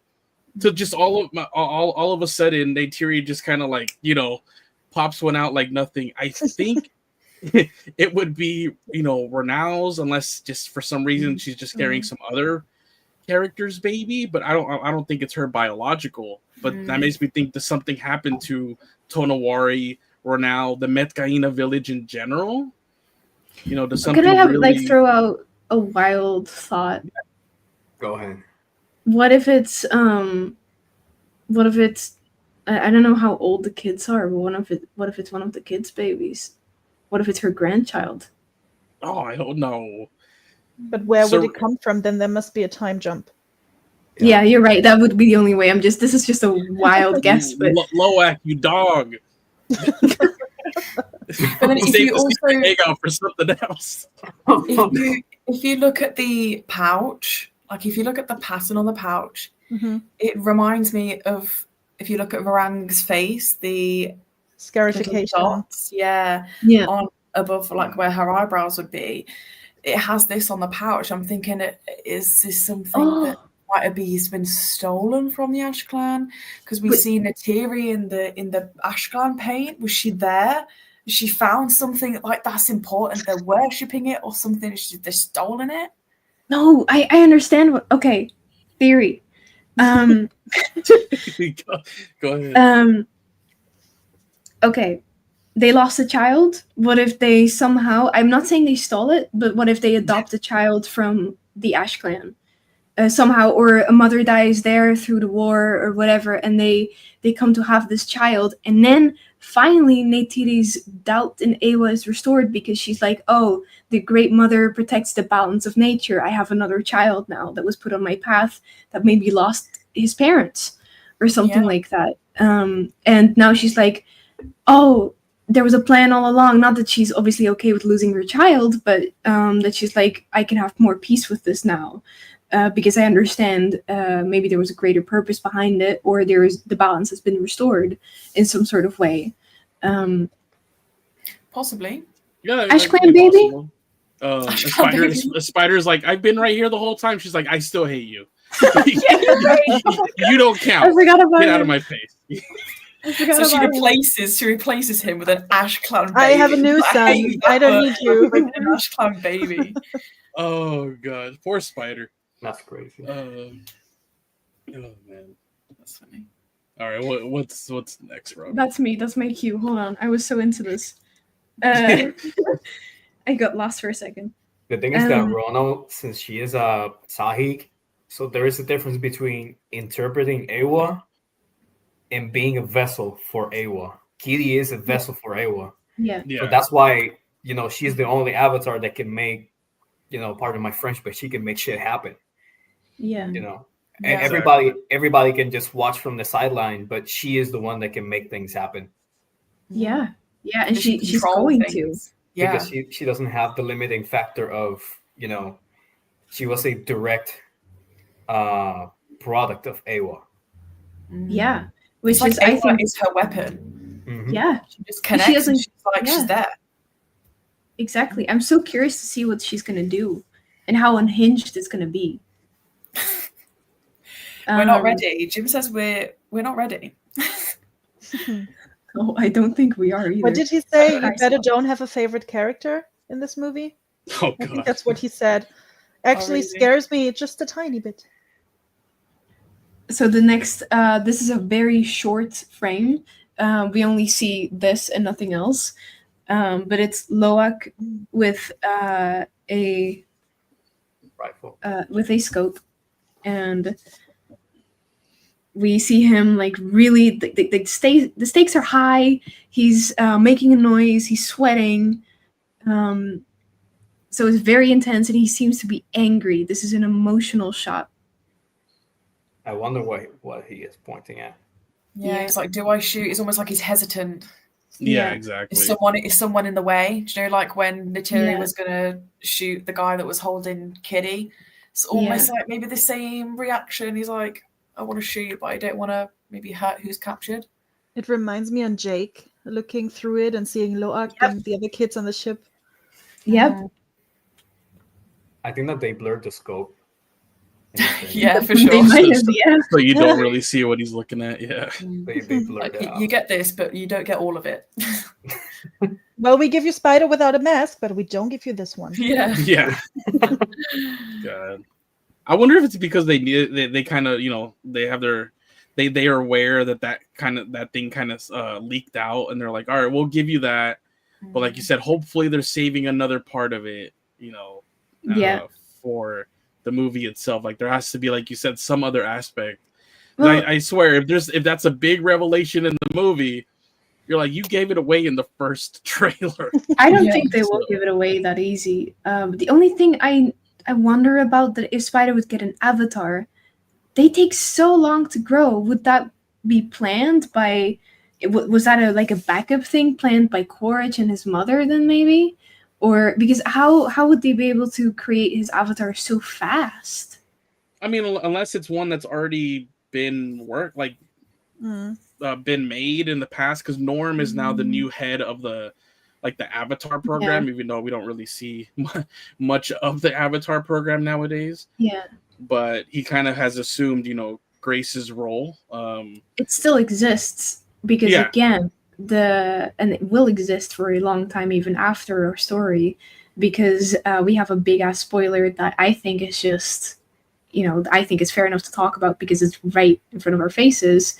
It's in Disney World, in Pandora. The whole point of being in, I can't remember the name, Flight of Passage, it's one of the attractions there, is that you are connected to your own avatar. So the avatar program still exists.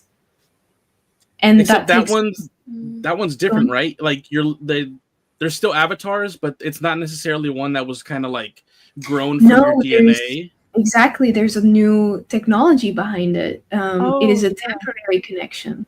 Yeah. So maybe there's something like that. Maybe it was they've now, you know, Norm has progressed it where it doesn't need to be one that was grown from your DNA. They just can plug his consciousness into, you know, random avatar body number 5 for today, you know. So perhaps. I mean, there has to be something like, I think Marina said, that image of him laying in a link bed with James Cameron right there, kind of directing him behind it. I was like, as soon as I saw that, I was like, he's gonna have some type of, you know, avatar body. Like, why else would he be laying in the link bed? He's like, I'm just gonna lay here while you give me instructions, James, and this has nothing to do with the. I'm gonna close my eyes for a second. Bro. Just give me 2 minutes, bro. And he's like, no, this is a very important scene. He's like, bro. Well, Spider grew up with Norm, didn't he? A little bit. Obviously, because obviously his mum possibly died at the end of A1. It's possibly Neytiri that shot her. She was riding a scorpion in the final battle in A1. And obviously we see Neytiri, she's killing people left, right, and center with an arrows through there. So it's possibly her that killed her. I don't think his parents were connected at all to this making of the Avatar. I remember something. It was Norm, and go on. Speaking of his family, you read the comics, right? And I watched Bryce's video. Okay. I don't know if you know Bryce on YouTube, and he explained.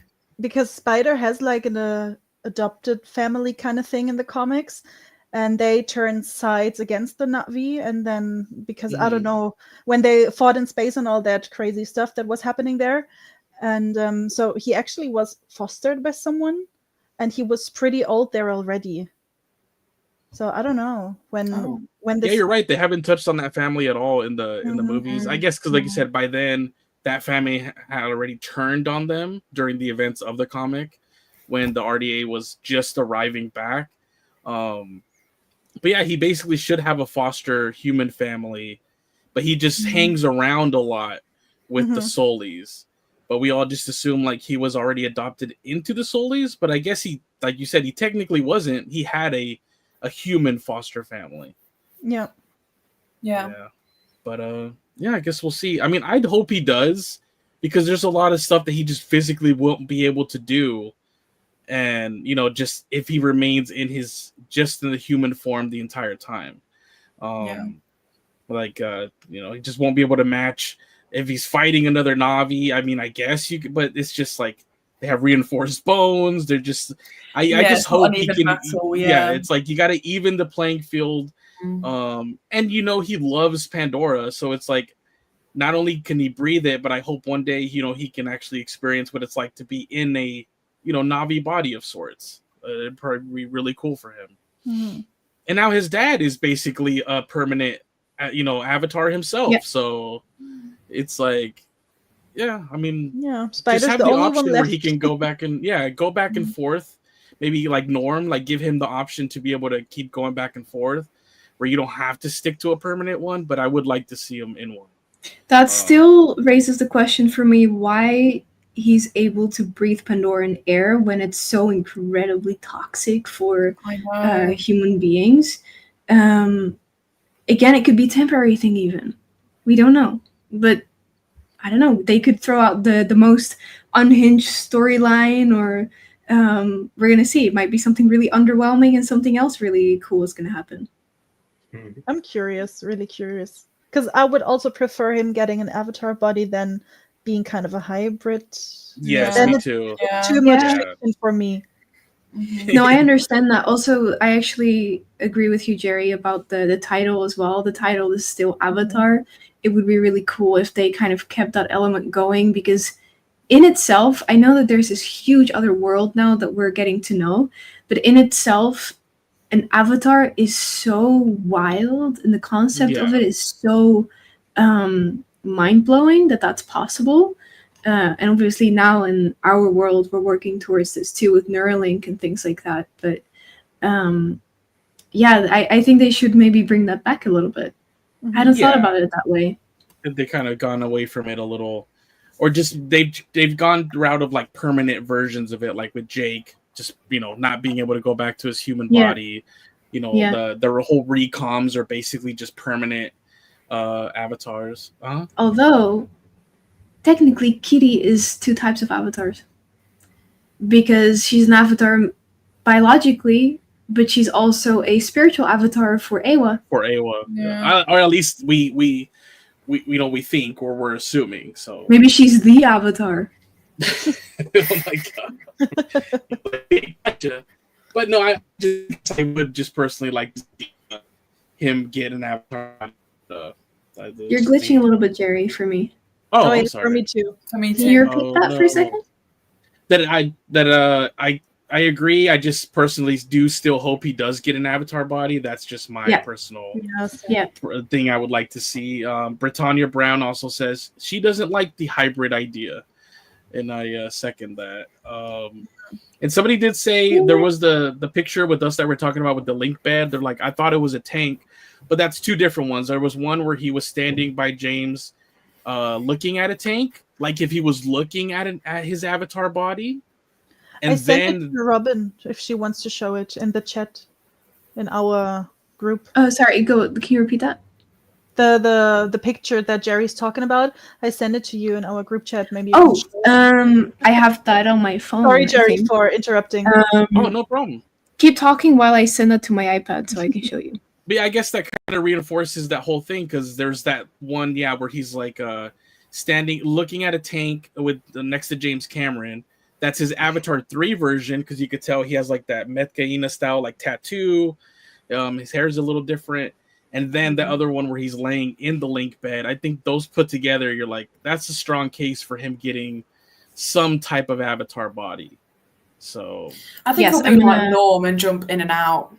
Yes. You know, sometimes he Yeah. uses humor, sometimes when it's convenient, I guess, he uses avatar. And it'd just be nice that he never has to worry about oxygen mask again, because eventually those are, I mean, there's the link bed one, so there's James behind him. Spider's like, I'm just taking a nap here. This has nothing to do with what we're filming. Just chilling. And James Just taking 5 minutes, guys. Jump scare him awake, like, wake up. Take a nap.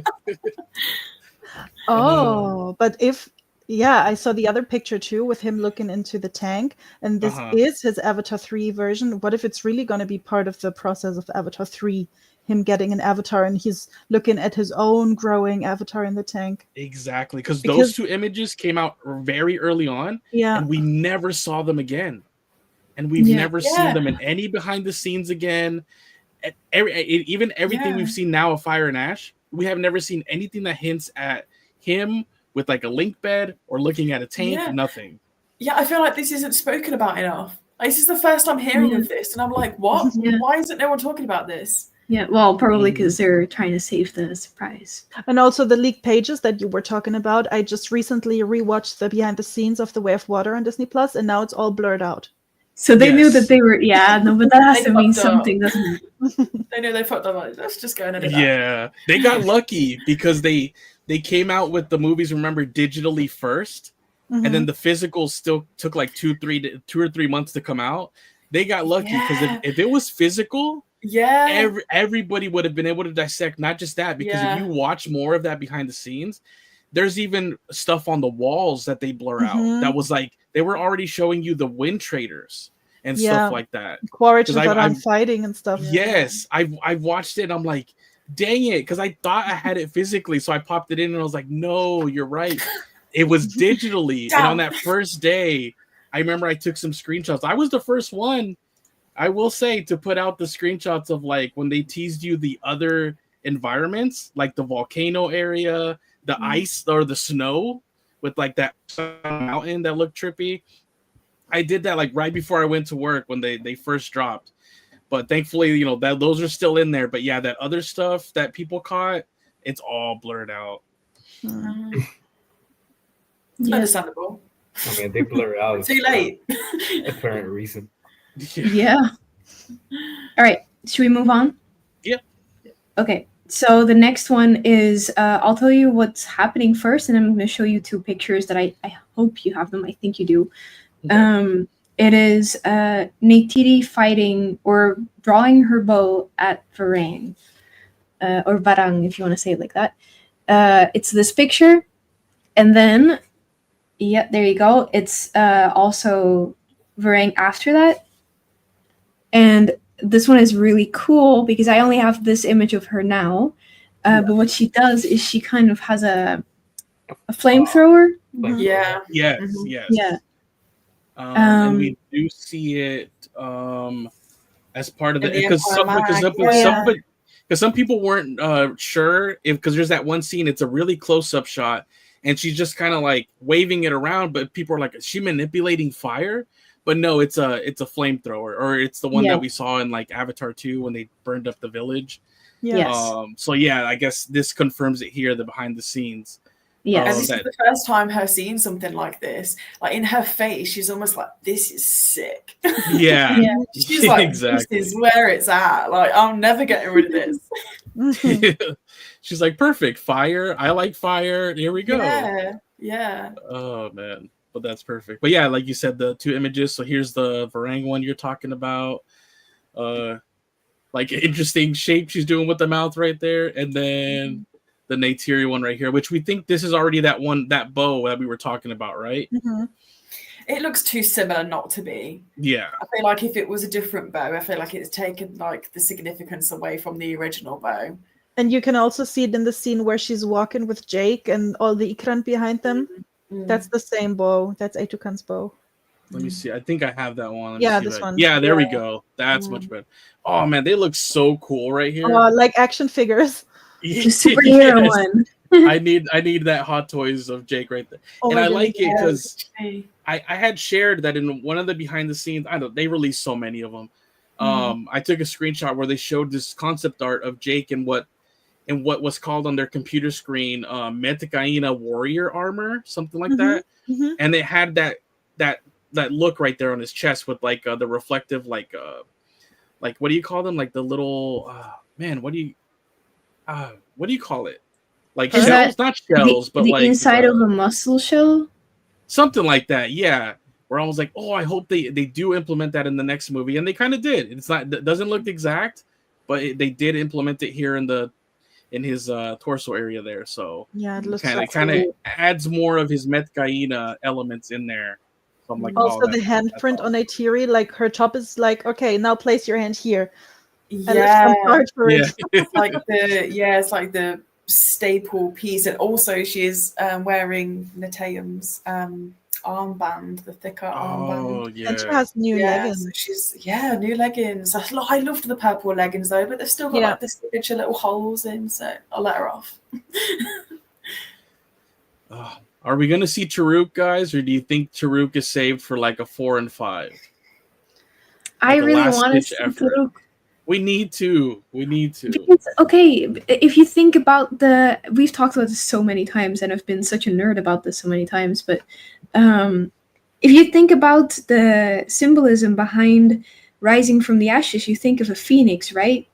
I just imagine this scene where everything's gone to shit and everything is covered in ash, and there's no hope, not at all. And there's silence, and then there's just this Taruk that kind of rises from the horizon, like teeny tiny. I saw your TikTok of this. I know exactly what you're about. Yeah. Where I go into story mode and I kind of yeah. And when you were explaining it, I could see it. I know, right? Yeah. And I was like, that would be really cool if they used that symbolism of the phoenix and had it rise from the ashes, you know? And wasn't there also a behind the scenes sequence where nobody knows where it's from, where people are standing together, like cheering, looking up into the sky at the Metkayina village somewhere? Did you see that? It was Spider, I'm not sure and it was the kids, and they were looking to the sky, and people thought maybe this is Taruk Makto coming back. Yeah, I really hope so. But maybe more of an impact, like you're saying, 4 or 5 when all, depending on what the story is, but like you said, all hope seems lost. Maybe it'll have more of an impact to kind of tail end the saga with like he's in the first movie and he appears again towards like the end of the saga. So hopefully. Is this, do you think, sorry, that's Ikani behind Jake? Defo looks like her. Yeah, it does look like her. It does look like, because they're maybe going to be doing aerial battles, that they're like, oh, we got a friend that's all about aerial battles that we used in the first movie. Yeah, exactly. All right. What's you the wanna? Next one? Yeah. Okay, the next one. So we just had Neytiri and Varang kind of in a face-off.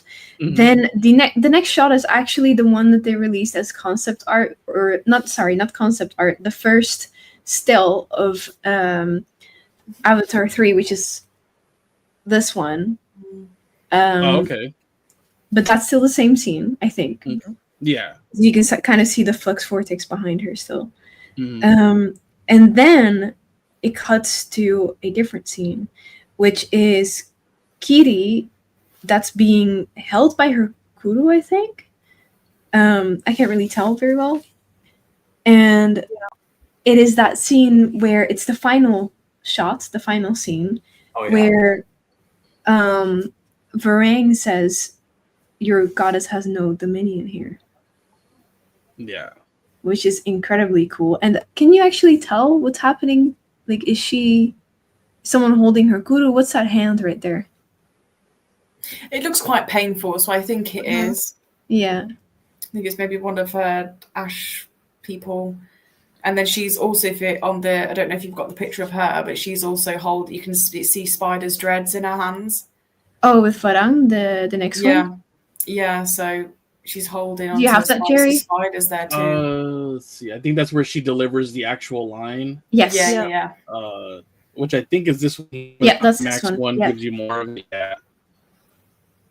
But So you were saying that she's holding spider threads, or Yeah, there was like a more of I don't know, The maybe IMAX it's shot. when it The I IMAX think it's shot, the yeah. IMAX shot, and you can see Spider's dreads in her hand.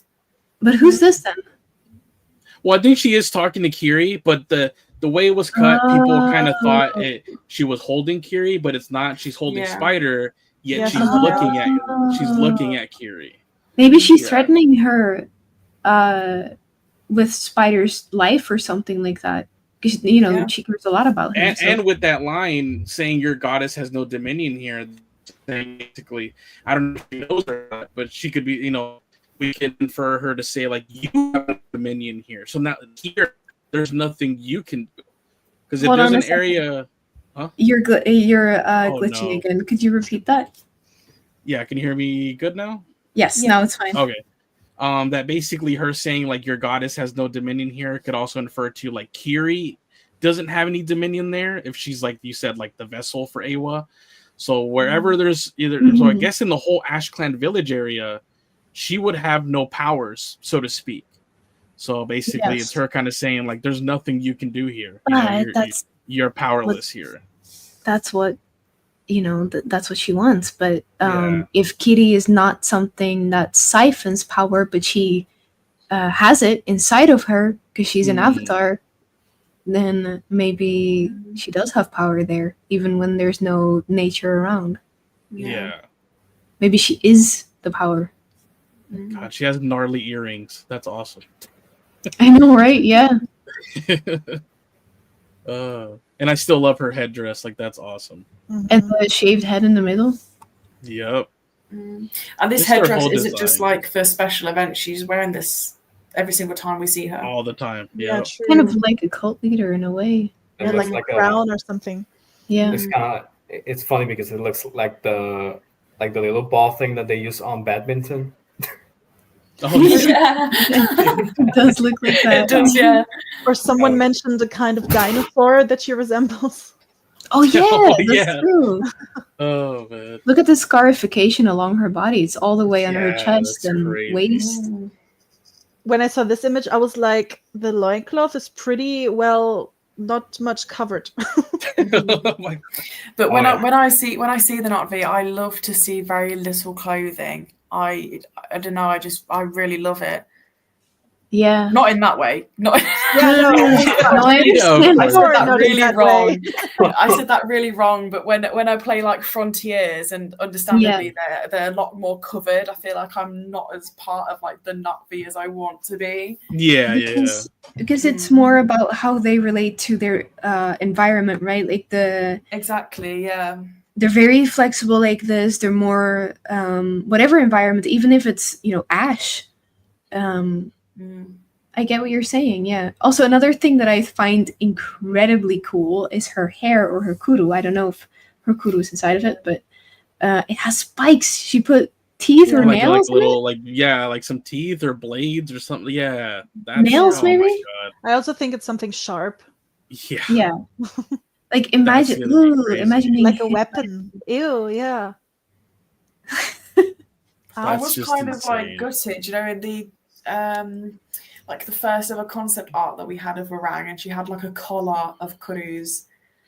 I was Yeah. like, are we gonna see this? Is she gonna chop everyone's kurus off, which is like the most painful, agonizing thing an Upvi can go through?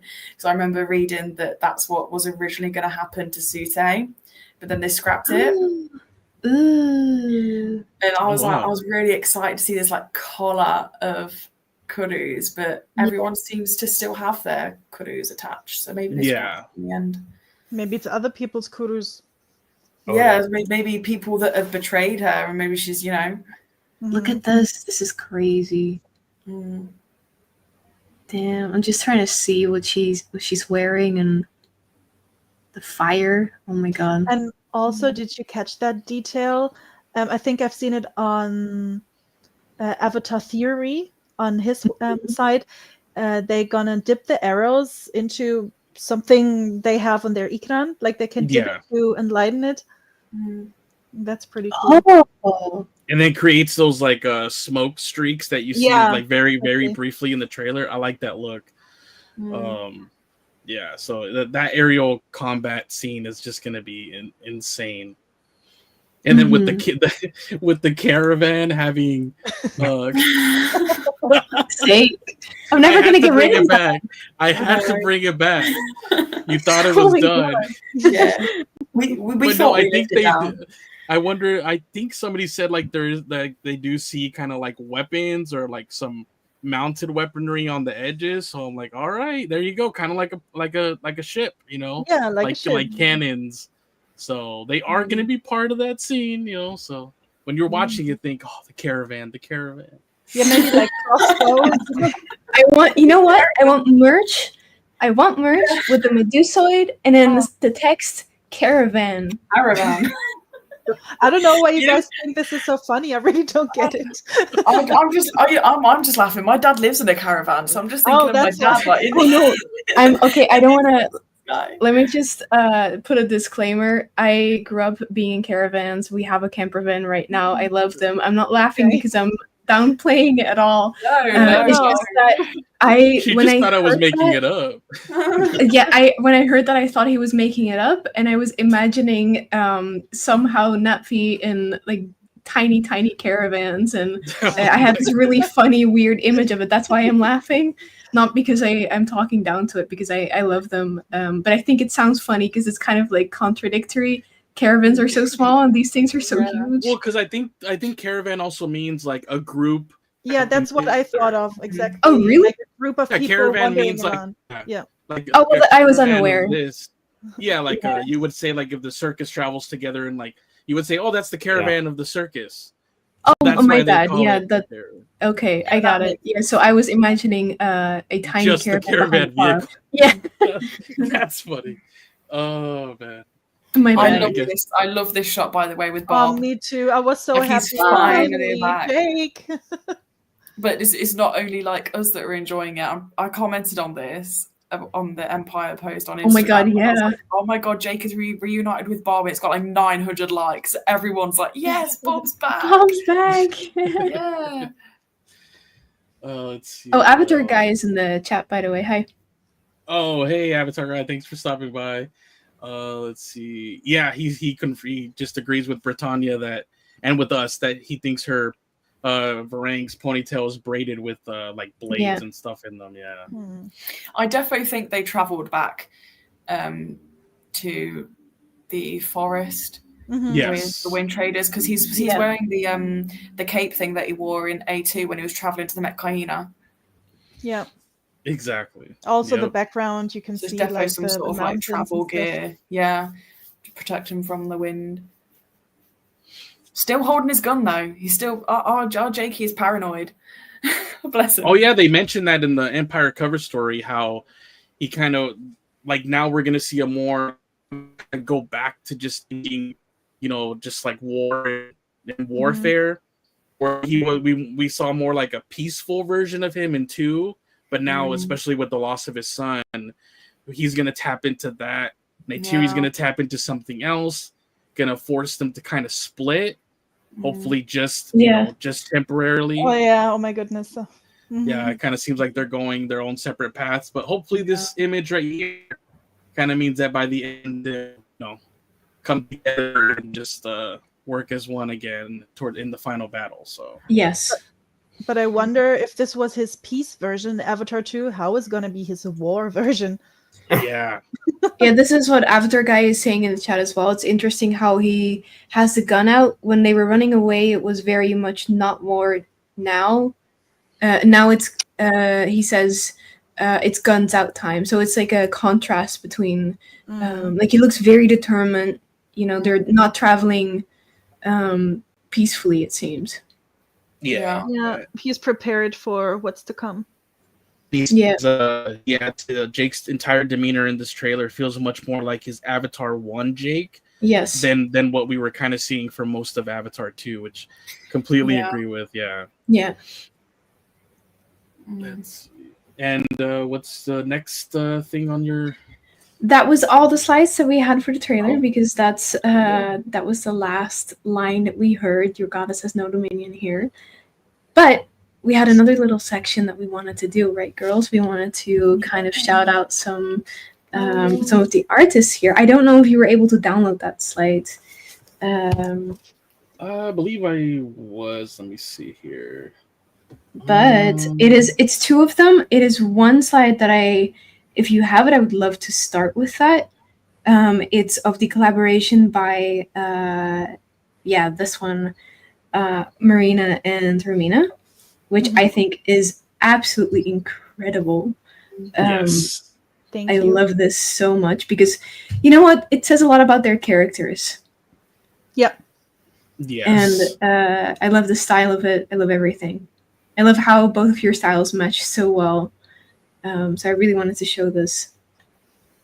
For sure. Oh, so that really was one of you worked on one half and one the other. That's I awesome. did the left one. I did Neytiri, and I took as a background. I took a screenshot of Avatar 1. I think it's an extended scene where Jake and Neytiri go through the forest and like exploring it at night. And he's trying to catch the scent of something. And Romina did the right side with Varang and put the concept art in the background. And then we also added fire, and I added the fire effect on Neytiri later on as we merged the pictures together.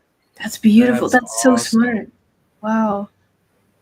And that kind of applies because she's slightly going to have, it seems like a fiery personality is going to come out of her in this one, like anger. Yeah.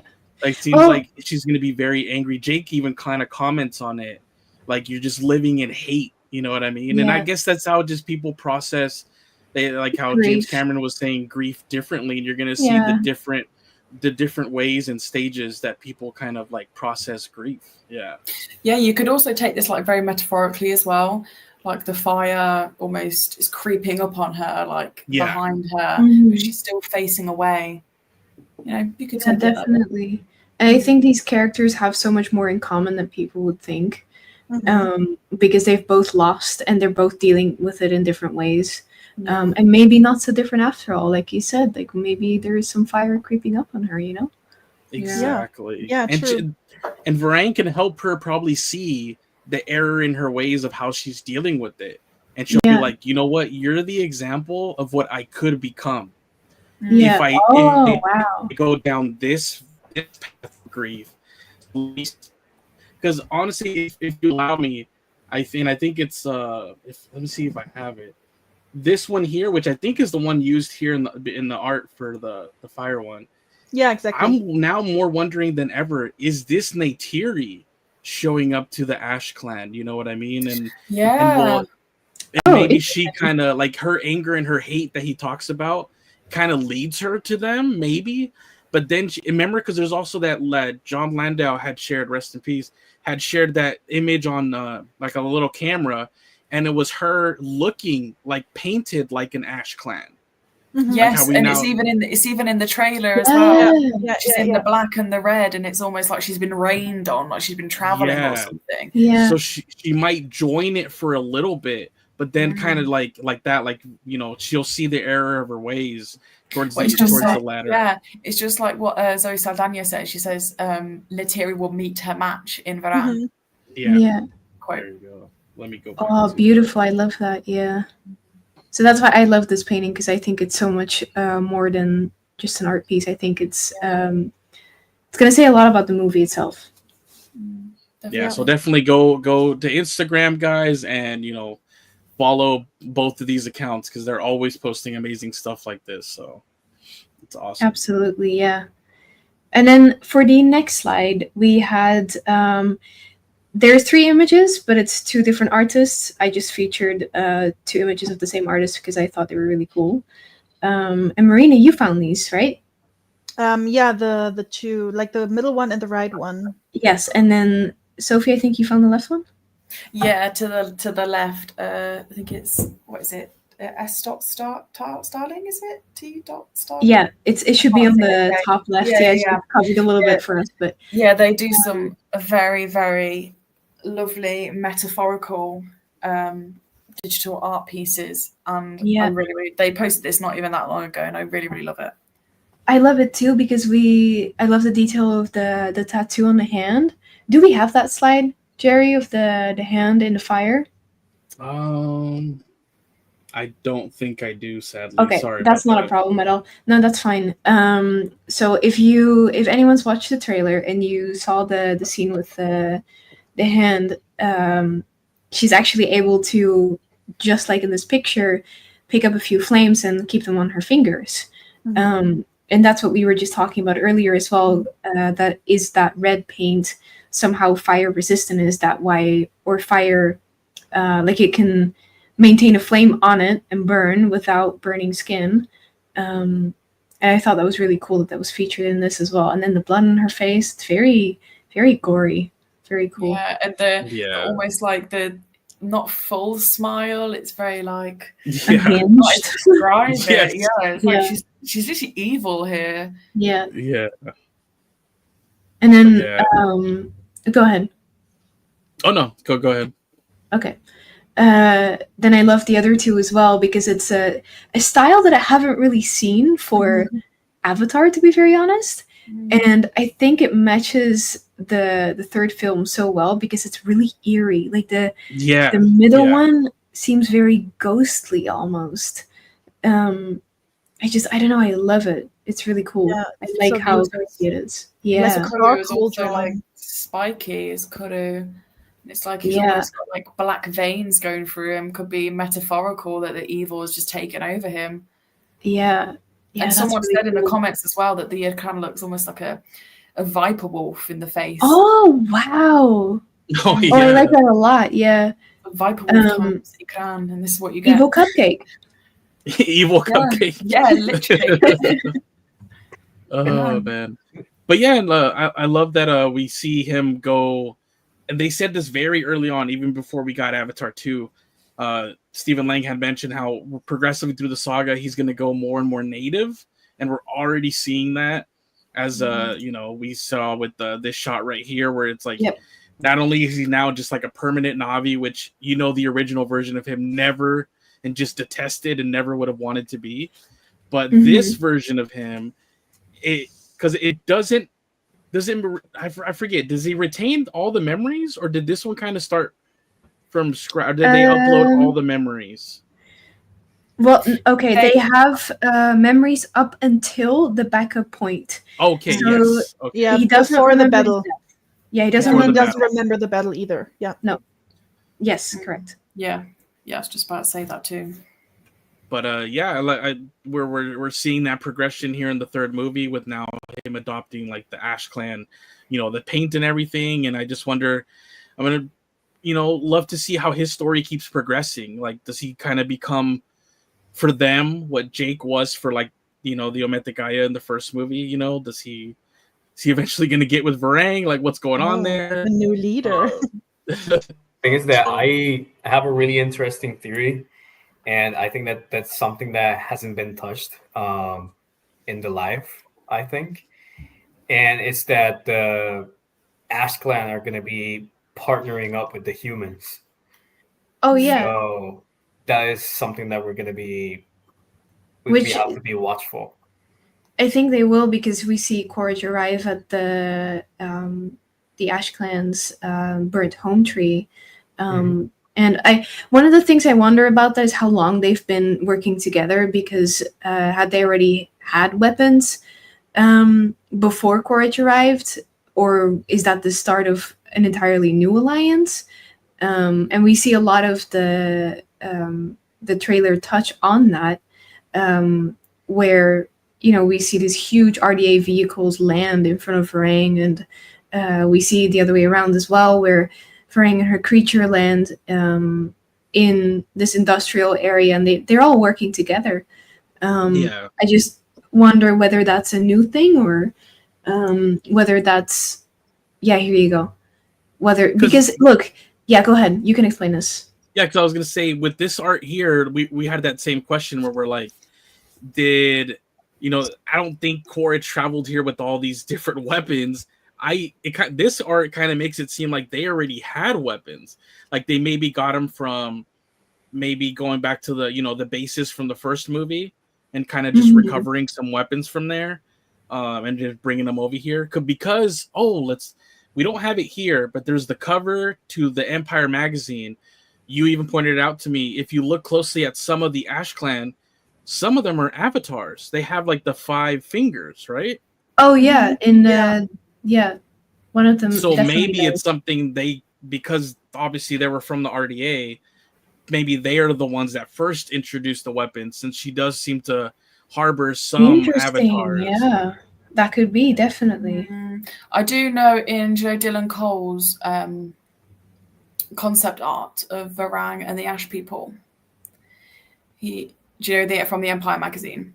Yeah. Yes. He did admit. Dylan Cole did admit that on the left side you see an Ash Clan Na'vi with 5 fingers, and he just admitted that it was just a genuine mistake because he used his own hand as a reference, and he just happened to draw all 5 fingers. That's sad. Yeah, I'm pretty sure it was on Twitter, which is now X. Yeah. Oh, you're right. Avatar guy says that he replied to his tweet. He said he messed up. The 5 fingers was a mistake. Oh, okay. So I guess cool, though.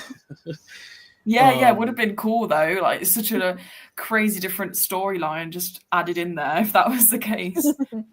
I thought it made sense, even if that was the case, because we have been told that she kind of takes in these outcasts and these rejects from other clans into her clan. So we do know that it is going to be a mosh posh of different. Oh, but look at the chat. Avatar guy saying that he confirms, Dylan Cole confirms that there aren't any avatars. So he gave us information by telling us it was an error. Yeah, I mean, they still could have raided like some other bases, even if it wasn't the ones from the first movie. Like Avatar guys points out, there's bases all over the place. I mean, we see somewhat in the Western frontier in the video game, so they've kind of been all over, even in regions that we haven't seen yet. So yeah, they could have raided the weapons and then maybe just, I guess, taught themselves how to use them, because I mean, the way they're carrying them, it doesn't look like they're holding these for the first time. It looks like they know how to sling these on their back. At least that's what it looks like to me. But I could be mistaken, and maybe these are weapons that Quaritch showed up with, maybe in that huge backpack that he had in the trailer screenshot. So who knows? Yeah. Yeah. I don't know. What do you guys think? Do you guys think they already had weapons and the RDA could just be offering maybe just even more firepower with the whole access to bridgehead and everything? You know what? I think they already had weapons because they carry that so naturally. Yeah, that's what I was saying. And look, and in the trailer, his backpack has like some in there, you could tell, but they already just seem to, like you said, know what they're doing and how to hold them and carry them. He's not wearing the same thing. He's wearing less than in the other shot. Yeah. They heard us. They're like, less clothes. We got it. We gotcha. But yeah. Another thing, going back to the comics, there was also mentioned that Tsutei's parents, I think, went to the Ash People, if I remember that correctly. So I wonder if they're also going to pick up on that or just not going to talk about it at all. I hope they'll talk about it. Yeah, me too, because I thought also Tsutei and Ikran have been on the set of Avatar 3. Oh, they have? Yeah, you're right. Oh my god! Completely forgot about that. Yeah, you're right. So it can't be like a flashback that includes Netayam, like we were saying, because this would have to be obviously way further back than before he was even born. But I guess we maybe are just we're gonna see a lot of flashbacks in this movie, just maybe in general, or at least like a handful of them. What if we get a flashback that is further back in time, because we kind of get insight on Varang's memories? Yeah, and also where does she come from and stuff, because we have to get to know her in that movie. Yeah. I'm so excited. Oh, me too. When is December coming? Few more nights of sleep, that's all. Few more months. I guess in a way it's good that they waited this long for the trailer, because if we got it months ago, that's even more months so that we would have been sitting with this and just anticipating the next drop. Where right now maybe in a month or two we can have further information. And now it seems like the snowball is starting to roll, and we're now just going to get so many things dropped. I mean, Empire is going to keep having not always a cover story, but it's been maintaining those articles that always reveal something every month. So Yeah. that's something to still look forward to, along with toy releases and just everything that's going to start flooding out, more screenshots, things of that sort. So really excited. So overall, what do you guys think of the trailer? Was it worth the wait? Was there something you were hoping to see that you didn't, or what do you guys think? You can go first, guys. I think that whenever I see a trailer in the cinema, I always think afterwards, oh, well, I don't need to see that then. I've just seen it all. Like, it explains the whole plot. It explains everything. And I was really, really, like, my heart was beating out of my chest before I watched this trailer. And I was like, do I watch it? Because actually, like, if it gives too much away, that will upset me. I don't want to watch it and feel like I've just watched the movie. But I feel like how they did it was so clever. And it was like giving us... You want more after seeing this. Yeah, exactly. After I seen it, I was like, oh my God, let's go now. I'm ready. Like, I want to see, I want to see more. And this is what I really, really loved about this trailer. And also that there wasn't like a voiceover of someone like almost explaining. Yeah. I mean, you see that a lot in trailers. There's always like a voiceover of someone like explaining stuff. And there's not a lot of dialogue in it. You don't see too much. And I really, really loved it. I think it was perfect. It couldn't have been any better, in my opinion. Yes. Agreed. I liked it too. You're like, that's where my thoughts end. You're like, I liked it too. Do you want me to keep yapping for another hour? Also, the music that they put the original story in there. Oh my goodness. This was so... I was sitting in the theater like this and just tears strolling down my eyes. Oh. But that is a good point. Yeah. It's just that I was expecting a teaser, not a full trailer. And I did love it. I just didn't expect that it was going to be the full trailer. I thought it was going to be first a teaser, and then later on, like in a few months, we would get the actual trailer.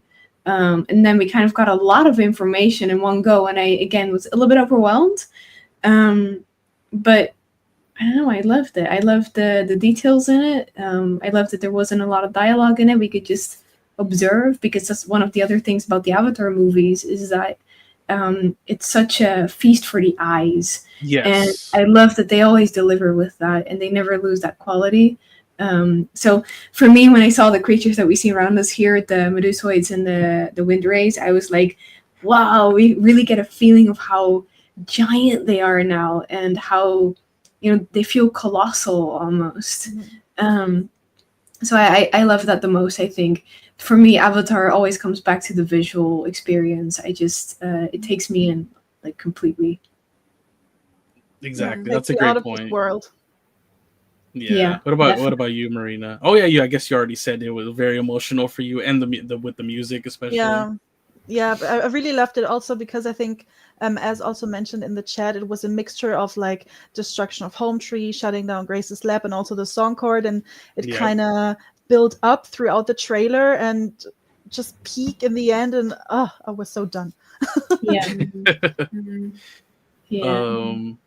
What about you, Darwin? What did you think about the trailer overall? To be completely honest, I thought that it was kind of interesting because it's, like you guys said, there was like no dialogue whatsoever. Very little. So it kind of prompts you to come up with your own set of assumptions of what's going to happen next. And mind you, this is a really long movie.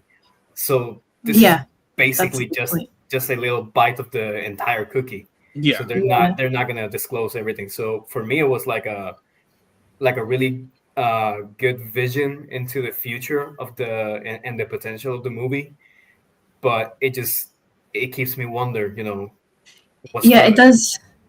it does leave you with questions, I think. And that's the nice thing. That's also what Sophie said. It's not like you finish watching it and you're like, I just watched the movie a little bit. It leaves you with more questions, and like you just said as well, Darwin, with the length of the movie, I think it's going to be the longest Avatar movie or something like that. I heard a rumor about that. And that means that, because I remember going into Avatar: The Way of Water after having watched the teaser and the trailer, being like, I think I have an idea of the movie, and then I sat down, and in my mind it was like a 3-act movie, and I felt like I had watched 3 movies when I was there, and most of it wasn't even in the trailer or the teaser. And I have a feeling with the things that they've done before and how much they think about things, that you're probably right.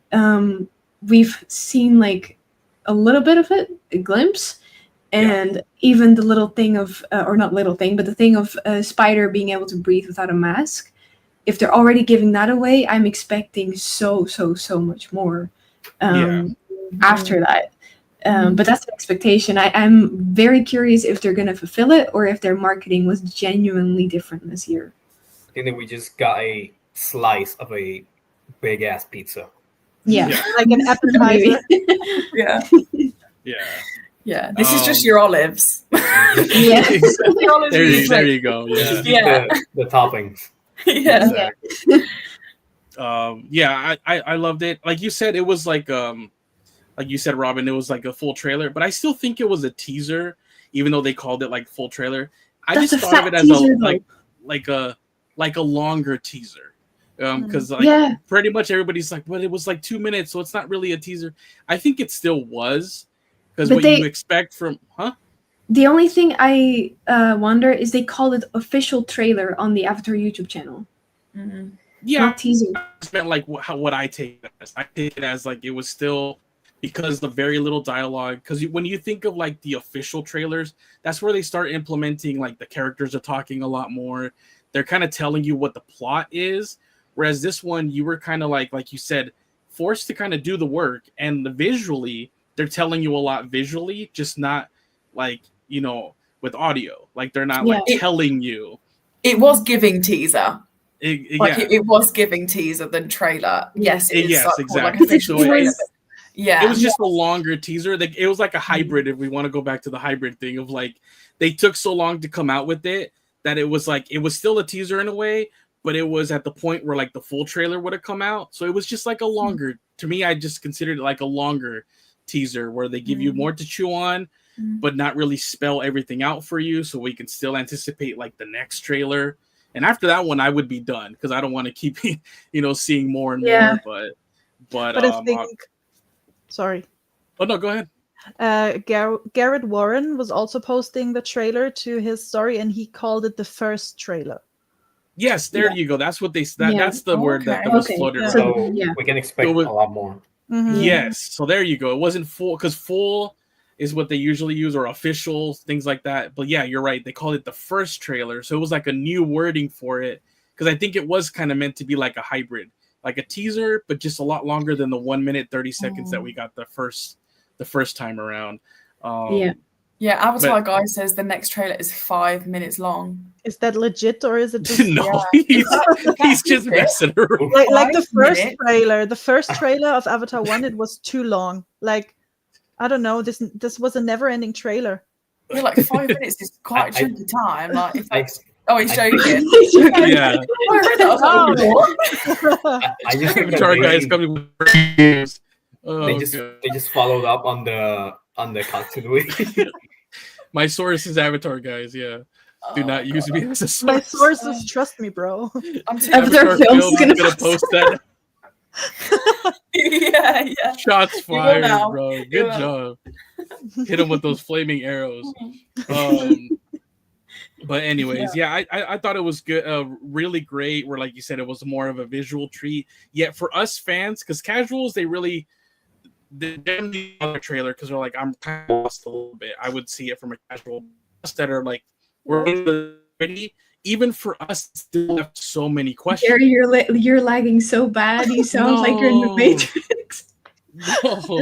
He's in the flux vortex. Yeah, he's in the flux vortex. Just I'm freaking a fighting minute. Quaritch right now in the flux vortex, and I'm like, please put something else on other than just the vest, please, and then we'll fight in close quarters, please. I think we can hear you now. Can you repeat what you were saying? Okay. Oh my god, I just lost my train of thought. I'm so sorry. We really. Oh no, it's all good. I know, it's like my Optimus Prime came out. Yeah, it's pretty much that I loved it was that even for us that are like, on the nitty gritty of everything, even for us, it still leaves so many questions that, like you said, we can't even watch this and piece together like, oh, this is how it's gonna go. Dun. Like we're still like, oh, I wonder what this means, and this is interesting. So it still leaves so much room for interpretation and theories, which is what's gonna get us going the next or keep us going the next few months. Do you think that's the difference between a trailer and a teaser? Is with a teaser they'll give you the non-chronological kind of more emotional type of teasing scenes, and then a trailer, do you think a trailer would be more like chronological, like they would it's usually more almost walk you through the story? And usually that's what they do, is like for people like, well, I need to know more about what's the plot, what's the story. Your official trailers kind of like those ones where your teaser kind of, like you said, it's more of a, I swear to God, am I Optimus Prime again? I'm seeing your voice, your faces. Sorry, I can't keep it. Somebody else take it over. Somebody else take it over. I can take over, but I don't know what you're saying. Just I text disagreed it. with you that yes, like other ones are more story chronological based, and teasers more of like okay, stuff. Yeah. No, I got it. I'm so sorry. Enough. It's all good. I started to see the faces, and I was like, no. I'm getting into my Like I don't Decepticon speak mode. Cybertronian. Oh god. We'll just nod and smile, like Yes, smile away, boys, smile away. We agree with you. Thank you. Thumbs up. All right. Does anyone in the chat have anything that they want to say still, like a theory or any specific thought that they had on the trailer? I guess we have been talking to the chat anyway a little bit before. We were like, we won't do that and leave it to the end. But it's okay. It's been kind of fun having the chat in the stream this time, because normally we have the chat next to the stream. I kind of like having them be a part of everything. Because everybody can see what everybody's saying. I like it. Yeah, exactly. Yeah. Someone asked about deaths, that we were wanting to talk about theories. Who's gonna die? Oh. Yeah, I did see that. There will be a significant death, 100%. I just don't want to guess who. Yeah, as I said, I have two names, but I don't wanna throw it out in the ether because you know. You don't want to jinx it. No, You don't want either of them to actually. You tell me after. But I mean, Okay. the movie is done already, I guess, so you can kind of say it. My line of thought is that Neytiri is going to be close to death, really close to death, and she's going to just be close to. Don't worry. Yeah, not completely dying, but she's going to be really close to death. Yeah, because we didn't have a screenshot up for that, but we do see her with the tubes in her nose, and the other one where we see a Natfi and an Ikran being shot by an arrow, and Sophie and Marina, I think you both pointed out that that's Neytiri because you can see the leggings. Yeah. So she does get hurt pretty badly, and there was a leak, I think, right, with Neytiri in a prosthetic arm, where people were thinking that it could be a prosthetic arm, but then we actually. Maybe they scrapped that because we did see, was it concept art with a scar rather like than a scar, rather than a prosthetic arm. I think that one where people thought it was a prosthetic, I think it is just ash clam paint. Yeah. Oh, I yeah. agree. It does. Now I've seen the trailer. I think she is going to wear ash clam paint at one point. I think that's what it is. Yeah, definitely. I heard a theory about Norm maybe gonna die. No, I don't want Norm to die. Well, he's helping. Yeah, I haven't even seen him anyways. Or something. Yeah, true. He wasn't in the trailer. That's not a good sign. Yeah, and we hardly saw him in The Way of Water at all. I'm like, man, no. But I love Norm in the first movie. I thought I heard someone said he's gonna have a bigger story in the third installment. Maybe some kind of sacrificing himself for maybe, I don't know, helping Jake. What do I know? Oh, that'd be really sad. Fine. Oh god, somebody's going way back. Oh my god, this is an inside joke to a different. We used to cover the comics. Yeah, like who's gonna raise Norm's 30 children? Yeah, and we didn't meet them in the movies yet, or his wife. God, those panels, those comic panels, like do you have that slide? A mob of them were just like coming to him, like, "Daddy, Like, Do you have man, that that's why we slide? haven't seen him. This guy's busy in the background, bro. Like A herd of he children. said, do not disturb. He's just Do you- trying to be the cool guy in the barbecue. Yeah. Uh, Do you have Oh, the man. slide of that comic scene? no, I Ah, don't. damn it! That was It's so a- funny.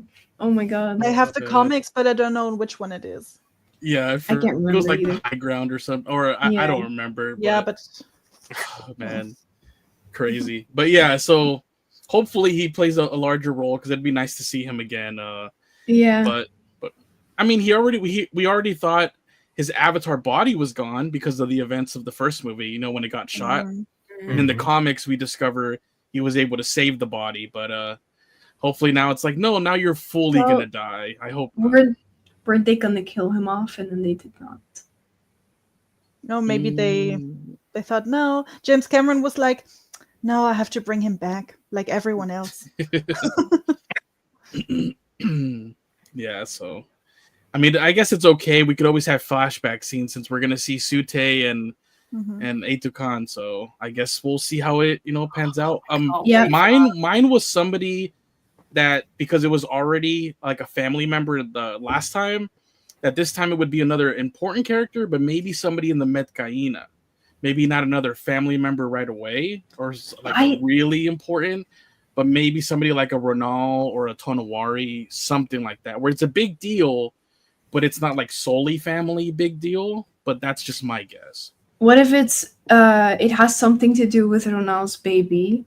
But do we see Ronal not pregnant at all, like in the theory or in the trailer? Because No, I have we just see I have this one here, but I think she's still No, Yeah, she's yeah. very still pregnant Still- here. Yeah, she's still pregnant. She's very Yeah. fat. Oh, wonderful. Yeah. But there's also Aonung and Roto. Yeah, Because people Aonung. said they're not in the trailer. Yeah. But what if something critical does happen with the baby? Kiri saves the baby, but Awa only protects the balance of life. So if somehow Ronal dies and they kind of, I don't know, that's the balance of life. I mean, we don't really see them in the final battle shots unless they're just gonna stay more in the Metkayina area and not really. I mean, because they really can't go airborne because they're mostly on like skim wings and stuff, right? Yeah. So I guess they wouldn't really be much help when it comes Yeah. to an airborne battle. That's Yeah. more the Wind Traders and Ikani's tribe and stuff like that. Yeah. But Do we have anything else to talk about? Oh no, I Or thought we you had talked more. about? I thought you had more. Let's see. No, I think I really don't think that these people can get in the fight. The ones that have the caravan. yeah. Yeah. But well, one thing, right, is that they have the crossbow thing at the side. Yeah, Yes, they have that's- like I mean, that's a really easy target to take out. Mm. Just Oh, pop, the balloon. pop that thing. and like that's it. like the Medusoid at the top. They're like, bro, I'm not gonna aim for you. I'm gonna aim for this giant. Yeah, I'm gonna I just- pop your balloon that you got I up here. I can just Oh my kill God. everybody with one shot. That's it. Oh Well, no. well, we are getting in air action, so they're not really safe if they're there. Yeah, no, they're gonna join it. It looks like you Yeah. said, you do see like the mounted big crossbow weapons and stuff. So we can only assume. Who knows? Maybe they'll say the Medusoid skin is so tough that an arrow. We're like, okay, thank God. Maybe, yeah. Yeah, Or- probably, Could probably. be. Or standard weapons can't damage them. Hopefully. Let's see. Or maybe they'll hide in the flux vortex like you just did. I still think Ronal is telling Kiri to speak to the matriarch. How does a culture built around not killing get recruited to do battle? Oh, they're talking about the Tulkuns because their whole thing is like they're Not all about attack, not yeah. killing. Yeah, we do see like the matriarch in that one image that I brought up, or what we're assuming could be the matriarch. Oh, Because okay. they told us we This were is going to meet huge. the Yeah, it's matriarch super. and the patriarch. So It's huge compared to the other Tulkun. yeah, that one's like a calf or something. Oh, Or you think? younger, maybe yeah, I like think Yeah. like Just Payakan younger is also too. younger. Maybe. Because the one Or in the maybe- background looks big too. Like there is one on the right side in the background, looks bigger than the one on the left. Yeah. Or maybe, what if they are really, really, really, really old, and maybe they're not babies around them, like maybe they're not calves, but maybe that particular Tulkun is just really fucking ancient. The smaller one or the smaller one? The- Like it's the- shrunk? Like the big one is really ancient. Oh, no, it's okay, not. okay. No, it hasn't shrunk. It's not- I was like, it's No, so I was old that it shriveled up.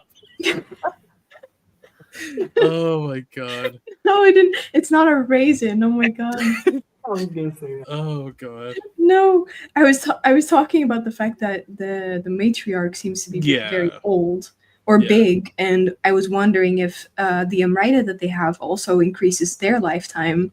I wasn't saying that. Charlie Wood's like, well, maybe the water is cold. Oh lord.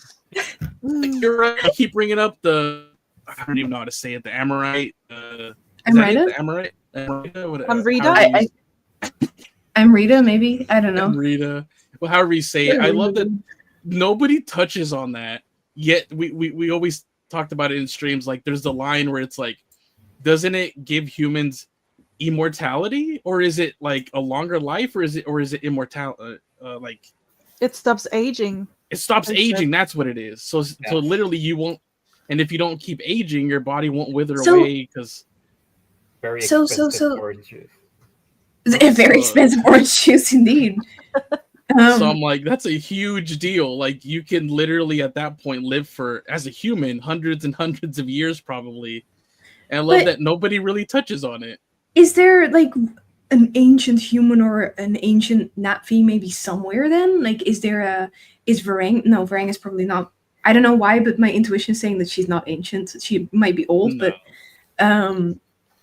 but is there something that is just, because why would that exist, and why would they know that if there wasn't proof of it? Well, I mean, I guess the RDA scientists could, the ones who figured it out. Maybe it doesn't affect because, Yeah. you know, they're just completely built different. So maybe it wouldn't do that to them, but it would do it to a normal human. Maybe that's my guess, but who knows? I guess Spider will outlive all of them if he gets a hold of it. Oh my god.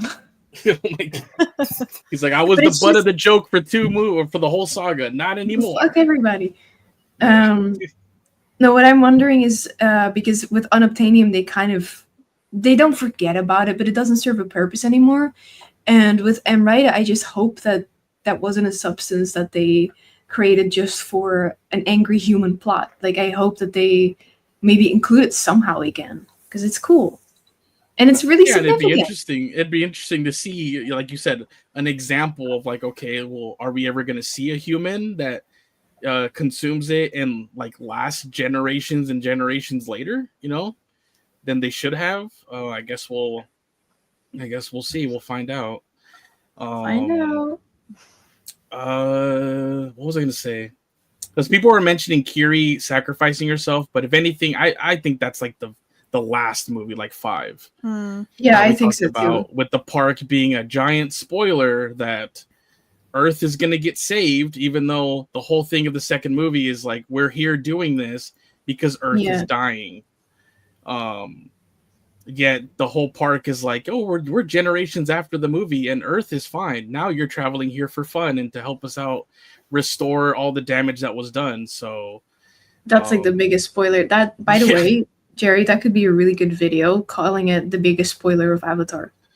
yeah, I guess I guess we theorized before. Like, is it going to be like Awa is kind of like Mother Earth if you view the way of Pandora?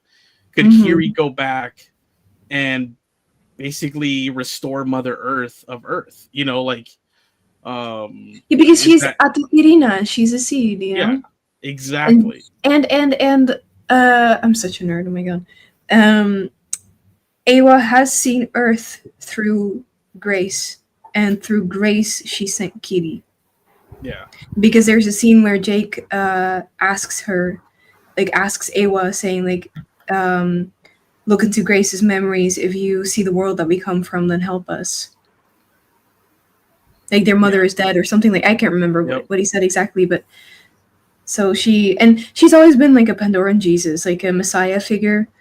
I don't know. Varang is kind of giving me, if we're talking about Bible references, she's giving me Lilith vibes.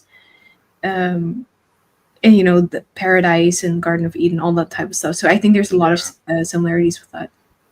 Yep. They think that will they torture Jake? Well, by this point, torture for Jake is like a walk in the park. Yeah. I mean, they torture him, don't they? Like in one of the scenes in the trailer, he's captured. Yeah, he's captured, but he's just chilling with his hands cuffed. But you know what? If they're gonna end the movie with him being captured and then that's it, I'm gonna be furious. Honestly, I think they're gonna give more of a closure than that, since 2 and 3 were gonna be one movie. Yeah, and he said that 3 will have an ending with which the saga could end too, just in case the movies didn't make it at the box office. Oh, I hope not. What? But yeah, happening? I think that's unless you guys got anything else, I think that for this one we can save more theories and stuff, and then also I still have to read the entire Empire cover story. I still haven't had the time to do it. I just had the images to see what other information we get from there that we can do future content on and future streams on. But unless you guys have anything else, I think we'll kind of wrap it up here. What do you guys think? Robert? Yeah, I agree. Yeah. I was about to mention that I could definitely use some sleep right now. Yeah, that whole time difference between us, I think it's like 8 hours. So my day's starting and you're just like, I'm ready to go to sleep. In Germany, it's almost midnight. Oh my God. So now you're the latest one. Yeah, I am. That's insane. That's crazy.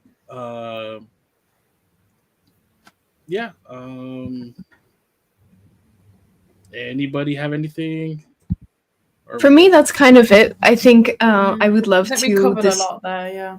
Yeah, we could go on forever, but at one point we just have to stop. Yeah, as fun as it was, thank you guys. I mean, we got 129 in here between YouTube and Twitter, so that's awesome. We maintained a pretty solid number for being gone for like the majority of 2025. Can you put us on the screen? Oh yeah. Sorry about that. No, it's okay. We're like enough of this Tulkun. There we go. I was just gonna say. Well, I have a really overexposed camera. I was just gonna say I would love to do a future stream as well about the Empire magazine, or maybe some topics that we want to go more in detail about, because I feel like even though this was literally 2.5 hours, I feel like we still went over everything so fast. And there's a lot of things that we can cover now with the magazine and some other things that came out, like a concept art and everything. So maybe we can even, do some more soon. Yeah, well, I'm gonna be some other time. We're gonna be away for about 2 weeks, and then I'm ready to go for anything else. That's good. Maybe by then. Yeah. They might even release something else, some other information or tidbits here and there, use for those few, along with, like you said, our magazine cover story and anything, honestly, that we haven't really been here to cover for all of this year. There's been a lot of Empire. Yeah, Empire magazine's been like pretty much, like the MVP throughout this year, giving us Avatar info. So shout out to them. Thank you for having that series in your magazine. So that's really cool. I've never seen a magazine like be that committed to one movie that for 12 months they were gonna feature it in some way or another for a whole year. So that's awesome. I agree. That's great. But yeah, thank you guys for joining us. I had tons of fun. So hopefully, all of us can kind of come back in these future streams, because I had tons of fun with all you guys, and each have great points and get us to look at, observe things differently. You're like, oh man, you pointed out something that I didn't even realize. So that's awesome.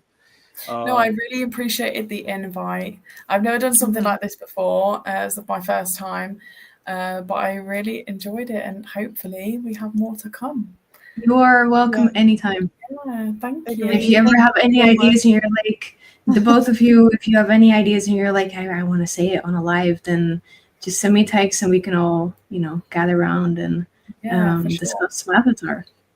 Yeah. That goes for the chat too. If the chat is like, I have ideas and I want to see a live or a video with it, then let us know. You can find us.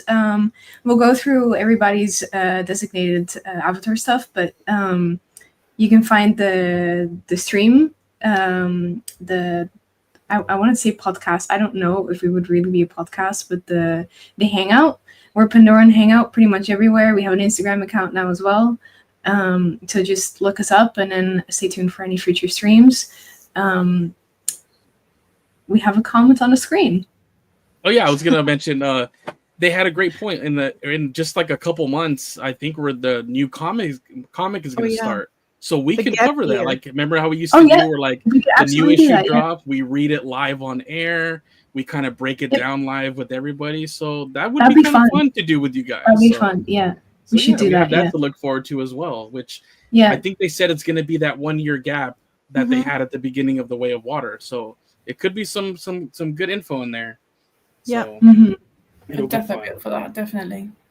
Yeah, I just want to mention that this is the first time that I'm in a live. Like, thanks to my beautiful lady. Well, it's like a really good opportunity because I've always been fascinated and interested in talking about these things. So, thank you guys for having me here today. Well, definitely won't be the last, I think. No, it was good having you. And it's just an outlet where we can kind of talk. It's chill. That's why we just call it Pandoran Hangout. It's just where anybody can kind of come on if you know.